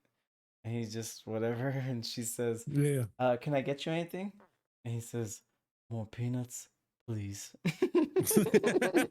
Oh, see, Patrol's never stubbed. Patrol, He's never stubbed. Patrol. More peanuts, please. But they let him keep his like Irish accent. Yeah. I don't know, dude. The director's like, "Hey, Colin, Bullseye's American. You do American? All right." Nah, you're Irish now, dude. You can't do it. You can't. Like, that's crazy work. That movie's bad, dude. See, you're making me push back already. Let me scroll That movie's down. bad. It's the laughing stock of like all movies, dude. But just because everyone likes an easy target, people don't like to challenge it's themselves. an easy target. Because it's an easy target. Yeah. What are you talking about? I think let's do it. Let's go move on. 5-10. How bad can CGI get? I hate to rain on everyone's parade, but I suspect that many of you have been watching too much anime. The CGI work in this movie is possibly worse than in The Hulk, which I thought had set an all-time low. The lack of attention to detail and the cartoonish characteristics of the CGI images are just appalling and reflect a total lack of concern for realism. Of any concern for realism. As I have said in other reviews, it is possible to do good, realistic, seamless CGI. Check out the now venerable Jurassic Park, which made every CGI dinosaur work art. That's where this person's an idiot, because some of them were animatronics. Does he know that those are animatronics? Well, there was a mix. Does he know that there was a mix? Idiot, though. With that said, the acting is good, the plot is superior to that of Spider-Man, and the pacing is very good. Just please stop hurting my eyes with 10-cent CGI. Sam, whatever you're paying the FX, you're paying way too much. 2 out of 5 stars due to incredibly inept CGI. And this is why you got 2 thumbs down. No one will ever read your review because you're a dummy. Jurassic Park was a combination of it. Yeah, that's crazy work, dude. And they say 10-10. Just rewatching in 2020. I was a kid when I watched this in cinema back in 2004. I just want to say, after all these years, after a few versions of Spider-Man's and all the MCU movies, this one is hands down the best superhero movie. It has everything done within 2 hours, perfectly caught up. What is left from the previous Spider-Man, and Tobey Maguire will always be my Spider-Man. Okay, so he's nostalgia. That's just nostalgia all the way through. That's all that is. Yeah. Dude, Circle's like, I like this guy. Best CGI is Davy Jones from Jackie. I brought that up earlier, Jackie. Hands down, the best CGI to date is Davy Jones. It's hands down. Is Jekro, you say that with the accent? Jackie. So Jackie. All right, go ahead. 1 out of 10. Okay, did the right actually read a Jesus Christ. In your title, you fuck up. Listen, as one guy who fucks up titles for a living on stream, that's bad for a review. Okay, Well, did the writer? it's only missing a letter, but it looks hellish. It changes everything. Yeah. Okay, did the writer actually read a Spider-Man comic? I am sick and tired of great comic heroes turned to a load of crap on the screen. This is truly another example of how stupid Hollywood writers, directors, and producers take a great action hero and reduce him to a bunch of screen garbage, only to satisfy a greater population who have no vested interest in the character. All right, hold on. Take a break here. He threw you off with the title. Get back into it. This guy, he threw me off with the title. He's using screen too much. He's using rare. He's doing the dice move too much. Dude. All right, here. That's really what he's got. All right. All right, poor Spider-Man. What a wimp. Poor Peter Parker, and complaining and carrying on started to drive me wacko. This movie really sucked. The special effects were incredible, but there has to do with technology, not writing. What can us true Spider-Man fans really do about this crap produced by Hollywood? Nothing. All we can do is endure another pile of crap soon to be released. He's using crap now instead of screen. Michael Moore said it best. Hollywood producers should be forced to see their crappy movies. Oh, it's so bad, dude. Barking fish lake. All right. Jeez. Oh, dude, that was rough. That was. I've never heard that quote from Michael Moore, but I like it. It's good. I agree. Because I had never thought about that. I bet these fuckers that make, like, everyone involved with Halo probably hasn't seen an episode. They haven't seen Halo, no. They haven't sat through that. There's no way. Yeah. No way. There's no way. Not a way. No way. They should. All right, last review, 5 out of 10. Keeps going downhill. I really did not like the first one much, but I decided to give this one a shot, thinking that it might be a bit better. In fact, it was much worse. The actors are much worse, and it's filled with more plot holes. The movie takes place after the one following Peter Parker, Spider-Man, as he tries to live a normal life and be Spider-Man at the same time. This movie was not as good as the first one. At least in the first one, you had the excitement of him becoming a superhero. In this one, the storyline is just boring and predictable. Once again, I only recommend this for little kids.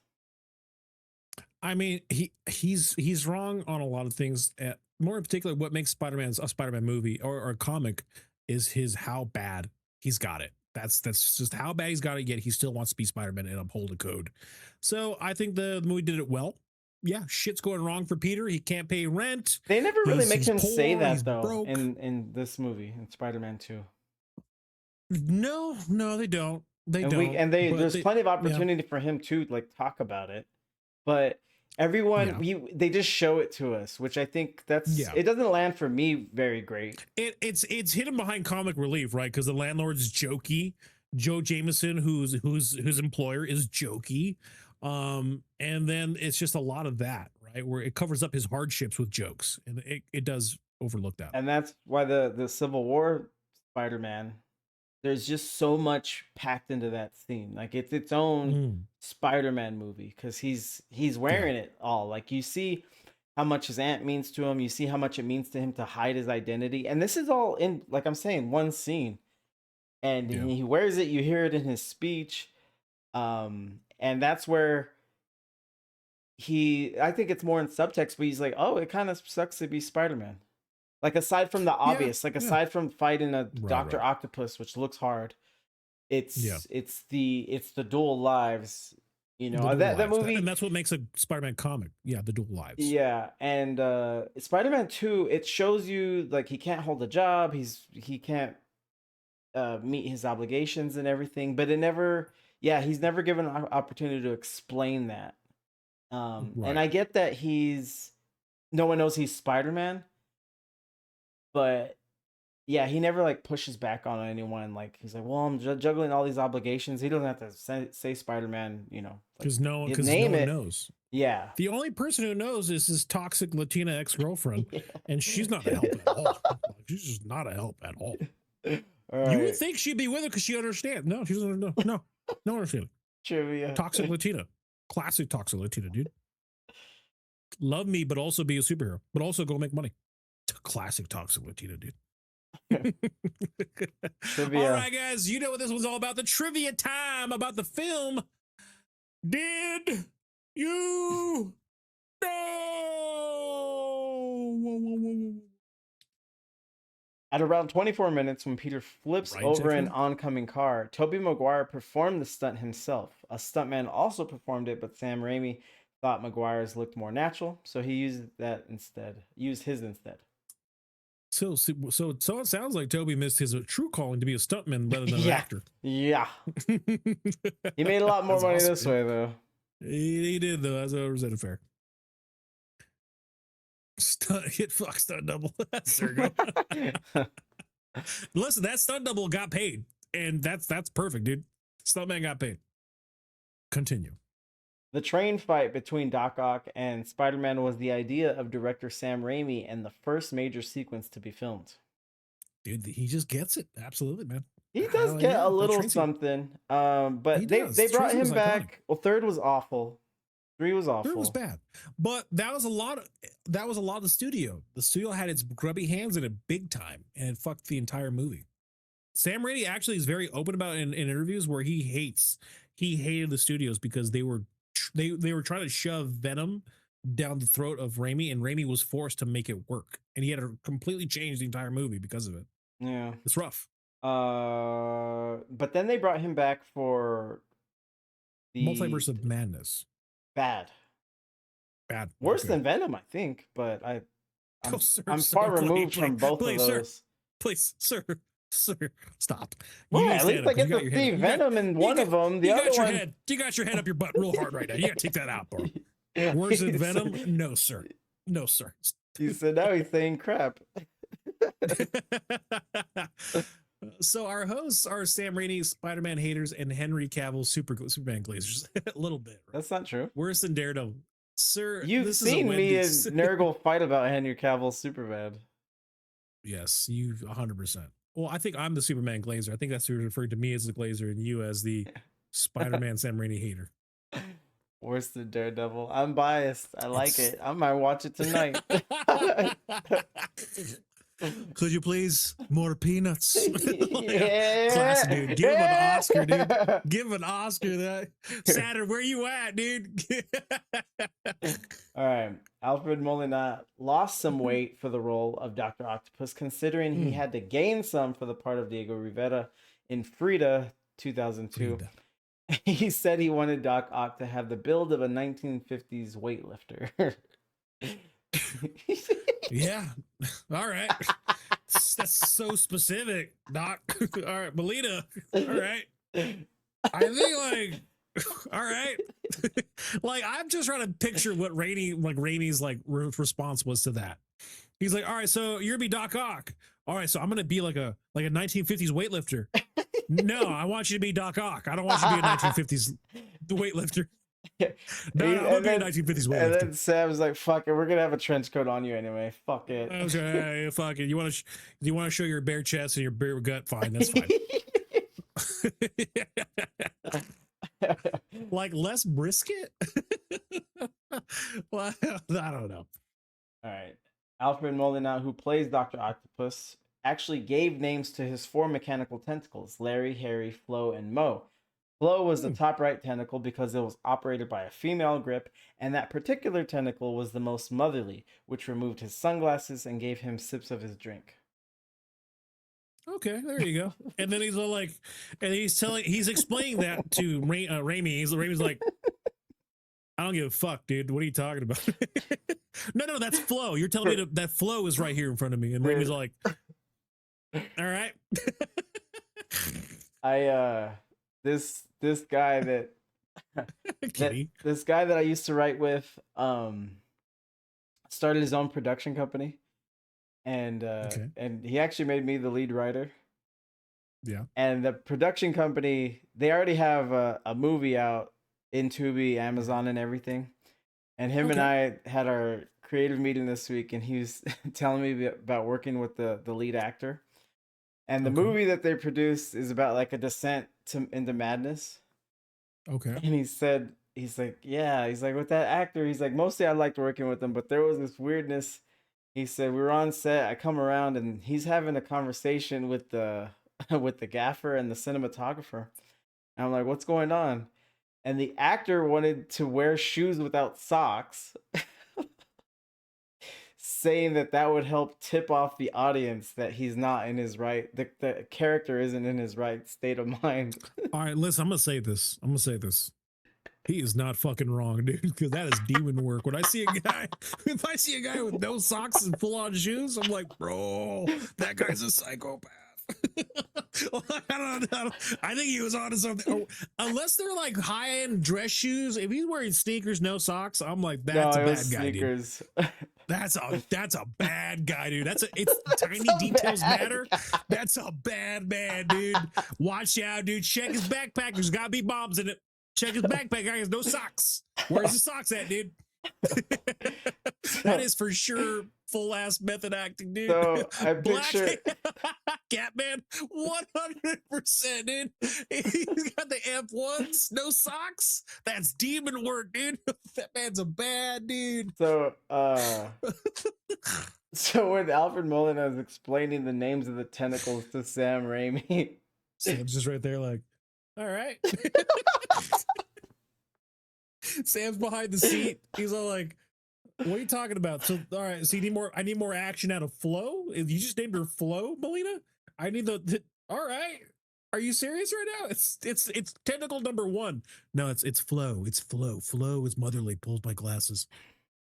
All right, Melina, pull up your pants. Are you wearing socks right now? Pull up your pants, Melina. Let me see this.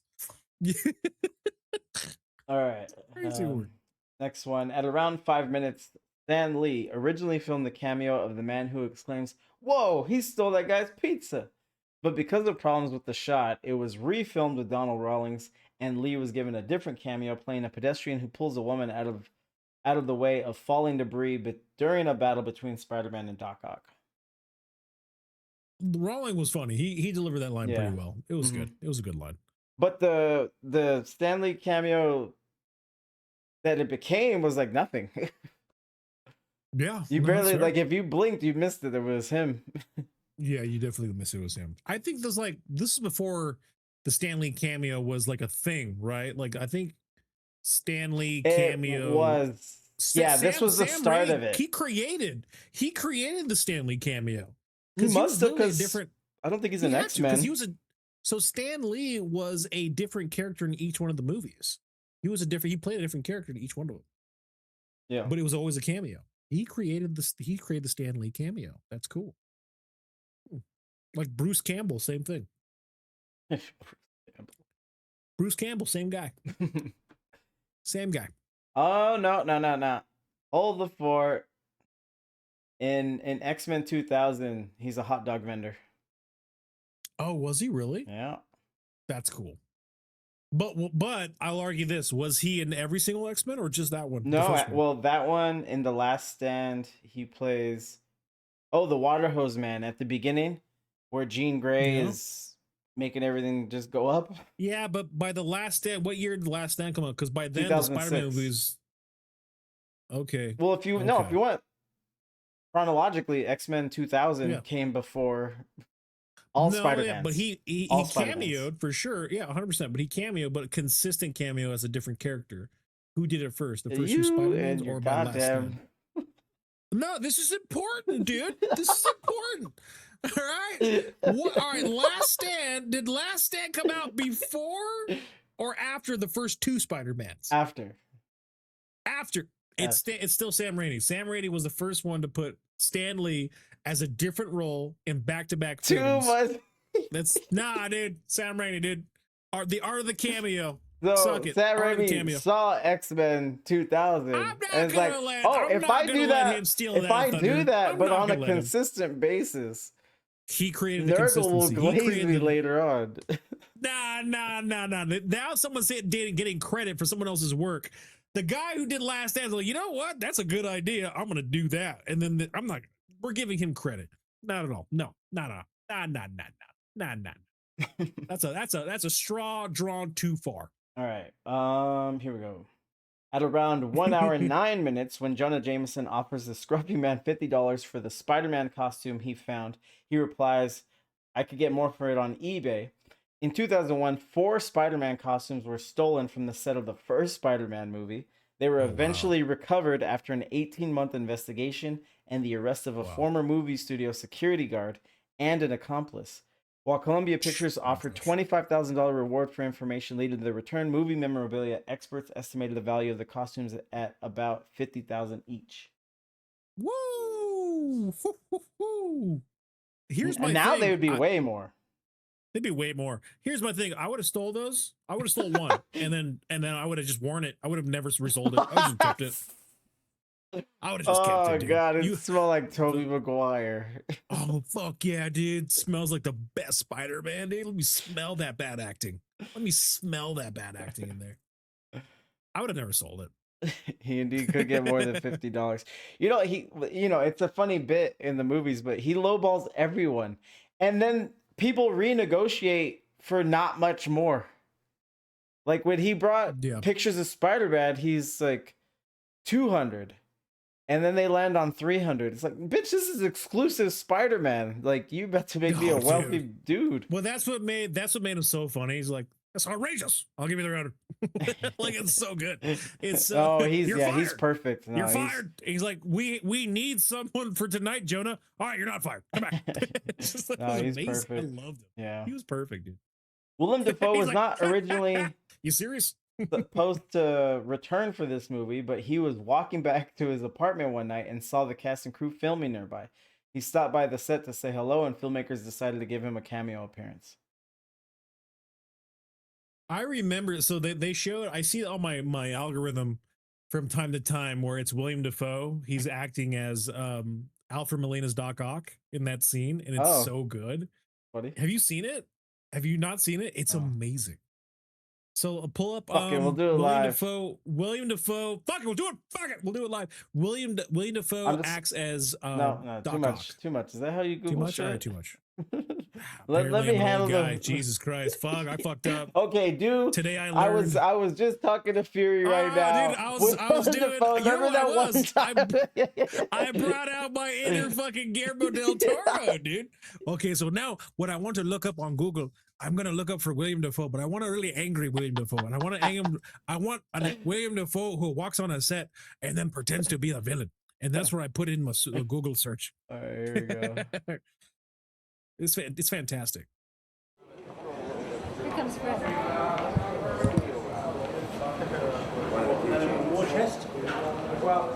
Look at his 1950s weightlifter bill. 1950s weightlifter, dude, crushing it. Are we back in time? Because it's got to be 1950. All right, practicing and action. This precious target is the fuel that makes this project go. There are only 25 pounds on the planet. I want to thank Harry Osborne and Osborne Industries for providing it. Excellent, Willem.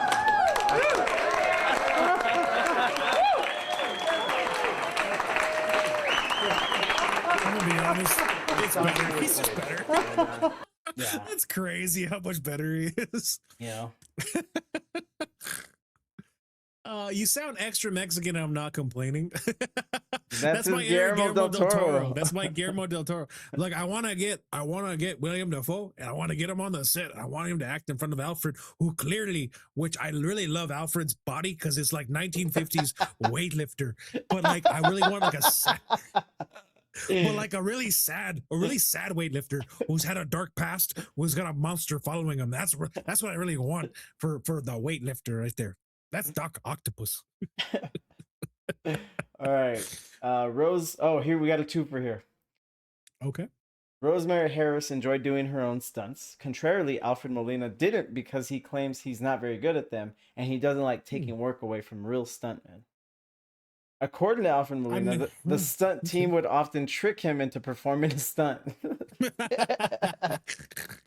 He doesn't understand that once they're on set, they get paid either way. They just get paid either way. Yeah, absolutely, dude. Hey Alfred, lift up that ball real quick. I want to see that 1950s weight lift. He lifts it up. He's like, fucking got him, dude. I got Alfred again. They just shot. Hold on, Kitty has a good idea. Can you please look up 1950s weightlifter? What the hell you know? What the hell, you know? What the hell? Let's check it out. 1950s weightlifter. Maybe he's onto something. Maybe he's. It depends on which one. I don't know. But mostly, I mean, the classic cartoony Acme barbell. That's what I think of. Yeah, mostly he's on to something. With the mustache man. I mean, well, some of these guys are just kind of weightlifter. They're just weightlifters. Regular weight. That's the classic barbell. That's what I picture, like that guy. Maybe this one. Maybe that guy. This one for sure. If Charlemagne the guy was right there, he'd be like, nah, this ain't it, man.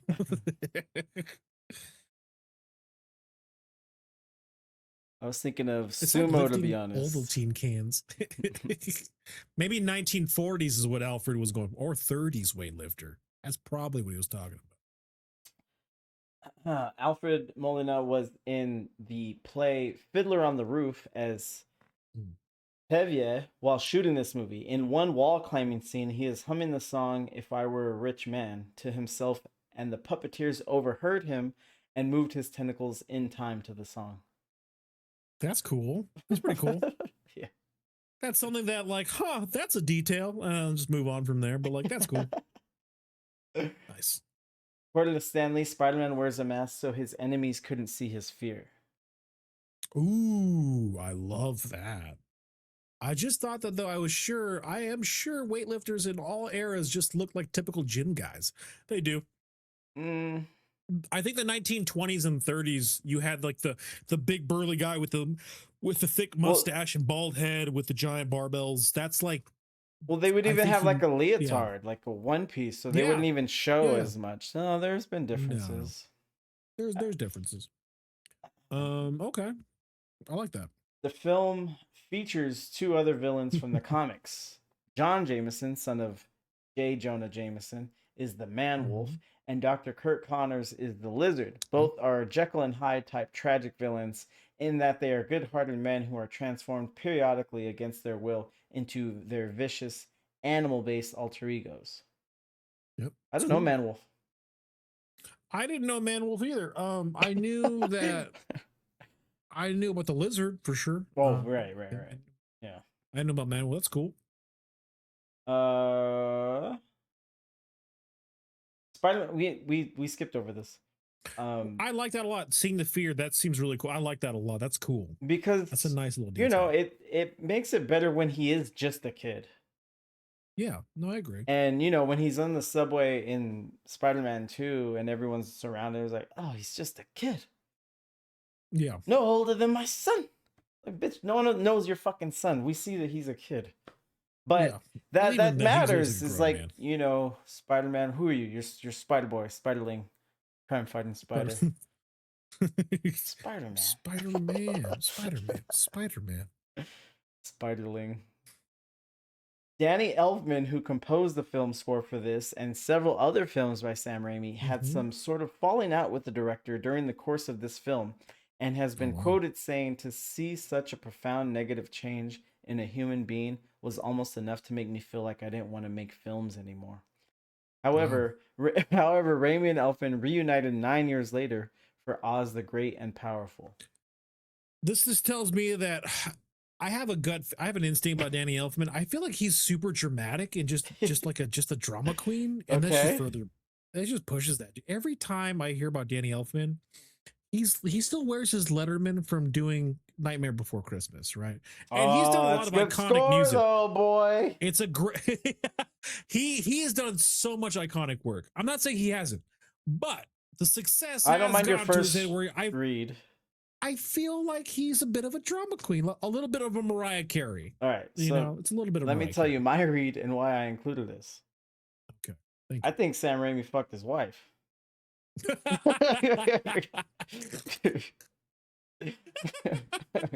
You know, his wife was all like, you know what you remind me of? Like a 1950s weightlifter. And I want to really go to town on that. I just lift up my barbells. I don't know what Sam Raimi looks like. We'll He does not look good. You saw him. He was in the short. It's not good, dude. He looks like a squeezed raisin come to life.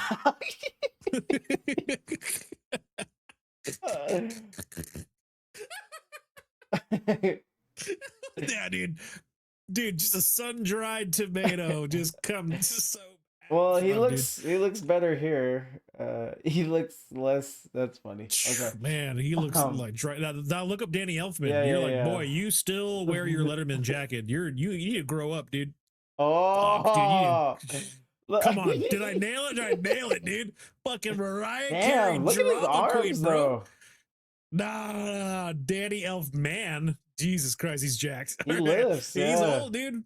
I'm telling you, But he needs to lift up his attitude. He's too much of a drama queen. Your read is still good. Quite spot on. It's Wait, fucking is that the spot wife on, that dude. banged Sam Raimi? Wait, what does he look like? He looks like he touches a lot of non-consensually. He touches a lot of people. Okay, so the long hair is the most recent. So, okay, so he is. It's rough, dude. Yeah, I don't need to be seeing this. He's Peter Panning hard. You're like, bro, you gotta stop, dude. What's this? What's this? A man who hasn't grown up with crazy hair. What's this? What's this? What does Sam Raimi look Is like? he still next married to Danny Bridget Elfman's wife? Fonda? I don't know, dude. She's looking good.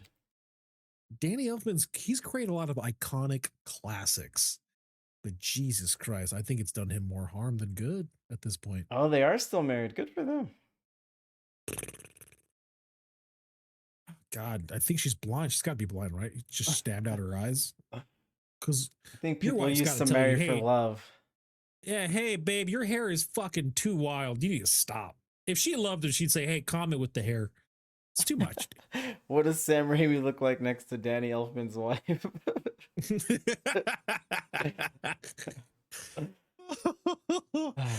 Okay. Okay, let's hit it. We're almost out of here. All right, next up. Almost out The of here. violinist. Oh, last one. The violinist who crops up throughout the movie, serenading Spider-Man, had an additional scene that was deleted from the film. When Harry hears her from the balcony of his father's townhouse, he pours a glass of scotch on her. That would have been funny. I'll be honest, that would have been funny. Crops up. No, that's what I would say pops they're not. up. Yeah, they're not using that right. But No. so this was a deleted scene shot. Yes. And it's ridiculous. I don't know why they shot that. I don't know why that was in the script. You see what I'm saying? Like someone was trying to overcook something in the script. It's so weird. You know what? Danny Elfman went up to Sam and was like, hey, you know, it'd be really great if we shot this scene of the violinist that I oftentimes use. Let's give her some more work. And then he was like, and then Sam was like, Danny, I'm not giving your fucking hoo-ha more work. I just can't. The scene sucks. And he's like, you know what? You're being a drama queen. You're the worst person I've ever seen. And just that's what it came down I've never seen such a change in a human being before. You know, that is so fucking dramatic. It's crazy to say that, dude. I was not ready for your random beef with Danny Elfman. I will say that. I was not ready for that beef. Fucking hey, but did I fucking nail him? Fucking I said, hey, that guy's got he's got a pair of aces, and he fucking got some aces, dude. I'm telling you right now. All right, we're done.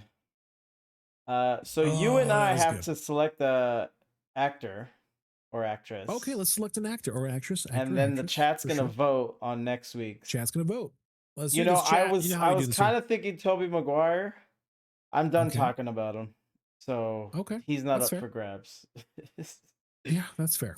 So Toby, again, he's got some movies, man, but they're not good. Well, because I've never seen Brothers.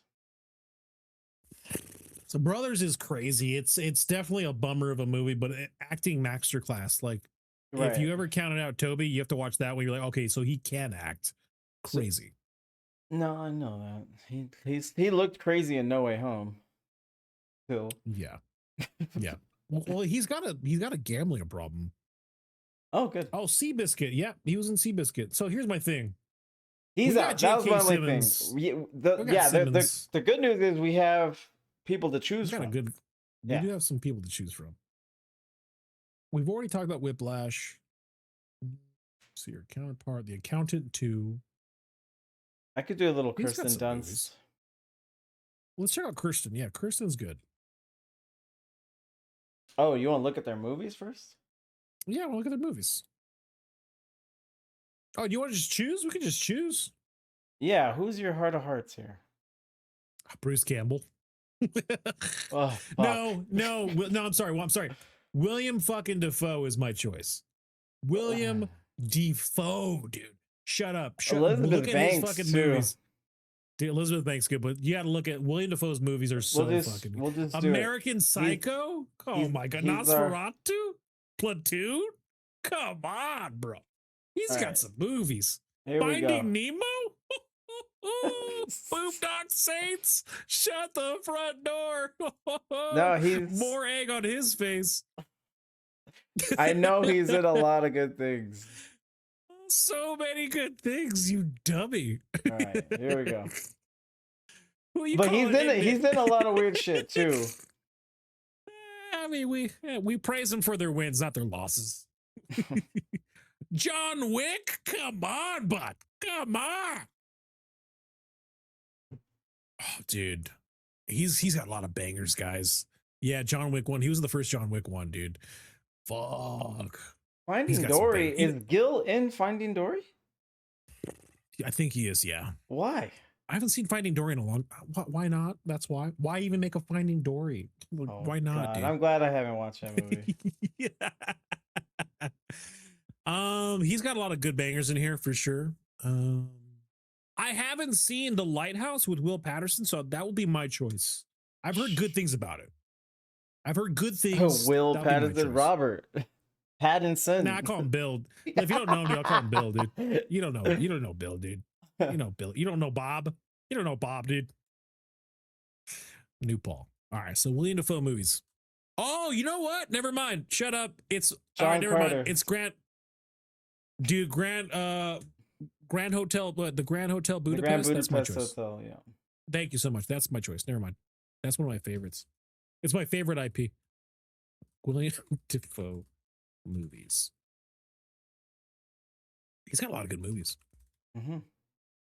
Okay, William Dafoe, Grand Budapest Hotel.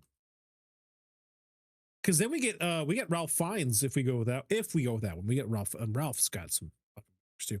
Bud. Okay. All right. So chat, throw out some stuff here. The Interview. Who you calling Ignat? All right. Ooh, Life Aquatic. Life Aquatic. Patrol. Is that yours? I haven't seen Life Aquatic in a long time. I'm down for that one too. Patrol, Life Aquatic from Patrol. What else? John Wick from Surgo. Put me down for Aviator. Aviator. Ooh. If we need one, Aviator. but if we get enough from the chat, then we could just roll. Yeah. Okay. Hold on. Let's hear Aviator. Okay. Keep going, guys. Throw out some stuff here for the Willem. Dafoe.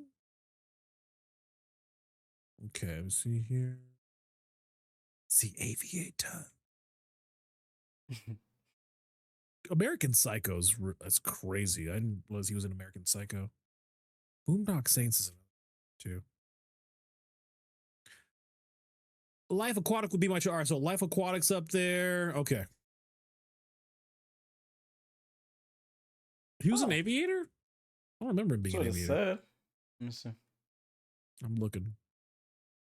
Are you sure? No, that's just what it said. Same year too. Really? Gotcha. Ooh, Kate Beckinsale's an Aviator. The Beck and Sail. All right, so Yeah, he Kitty, is. what do you got? He is. He plays Roland Okay. Sweet. I've never seen Aviator. That's why it's my Oh, cool. choice. Okay. Gotcha. So what do we have so far? What was yours? It's going to be the Grand Budapest Hotel. Yeah, Grand Budapest, John Wick, Life Aquatic. Was there another one? Oh, Kitty said Boondock Saints. Boondock Saints, yeah. These are really good movies. Yeah. Boondock Saints. What is it capped at, 5? John Wick. I got nothing. So John Wick. All right, so this is great. I'm happy with that. Let's just put it for 1 minute. So willing to vote movies, guys. Grand Budapest Hotel, Life Aquatic, The Aviator, Boondock Saints, and John Wick. Starting it now. The vote is now. Go vote. Go with the vote. The vote, good buddy.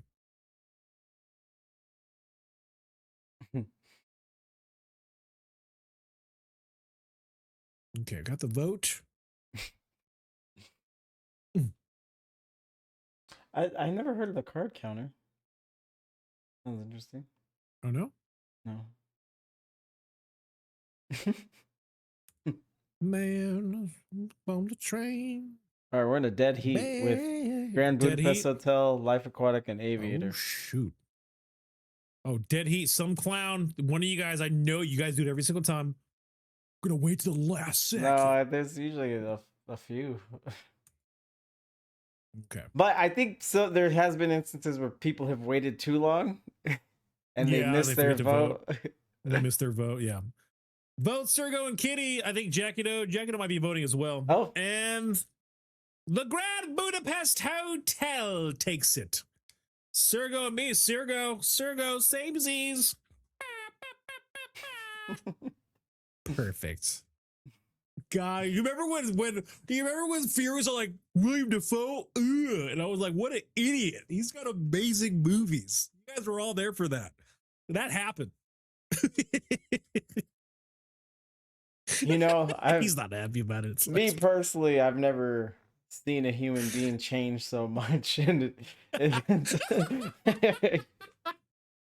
you know what? Contact me in 5 years. We're gonna work on something. No, it was 9. Better, dude. It was 9 years. God, dude, what a fucking drama queen, dude. And they worked on that Oz movie with fucking James Franco. Such a terrible movie to come back and work with. Yeah, this is so weird. You're weird, Elfman. Those weird as your hair, dude.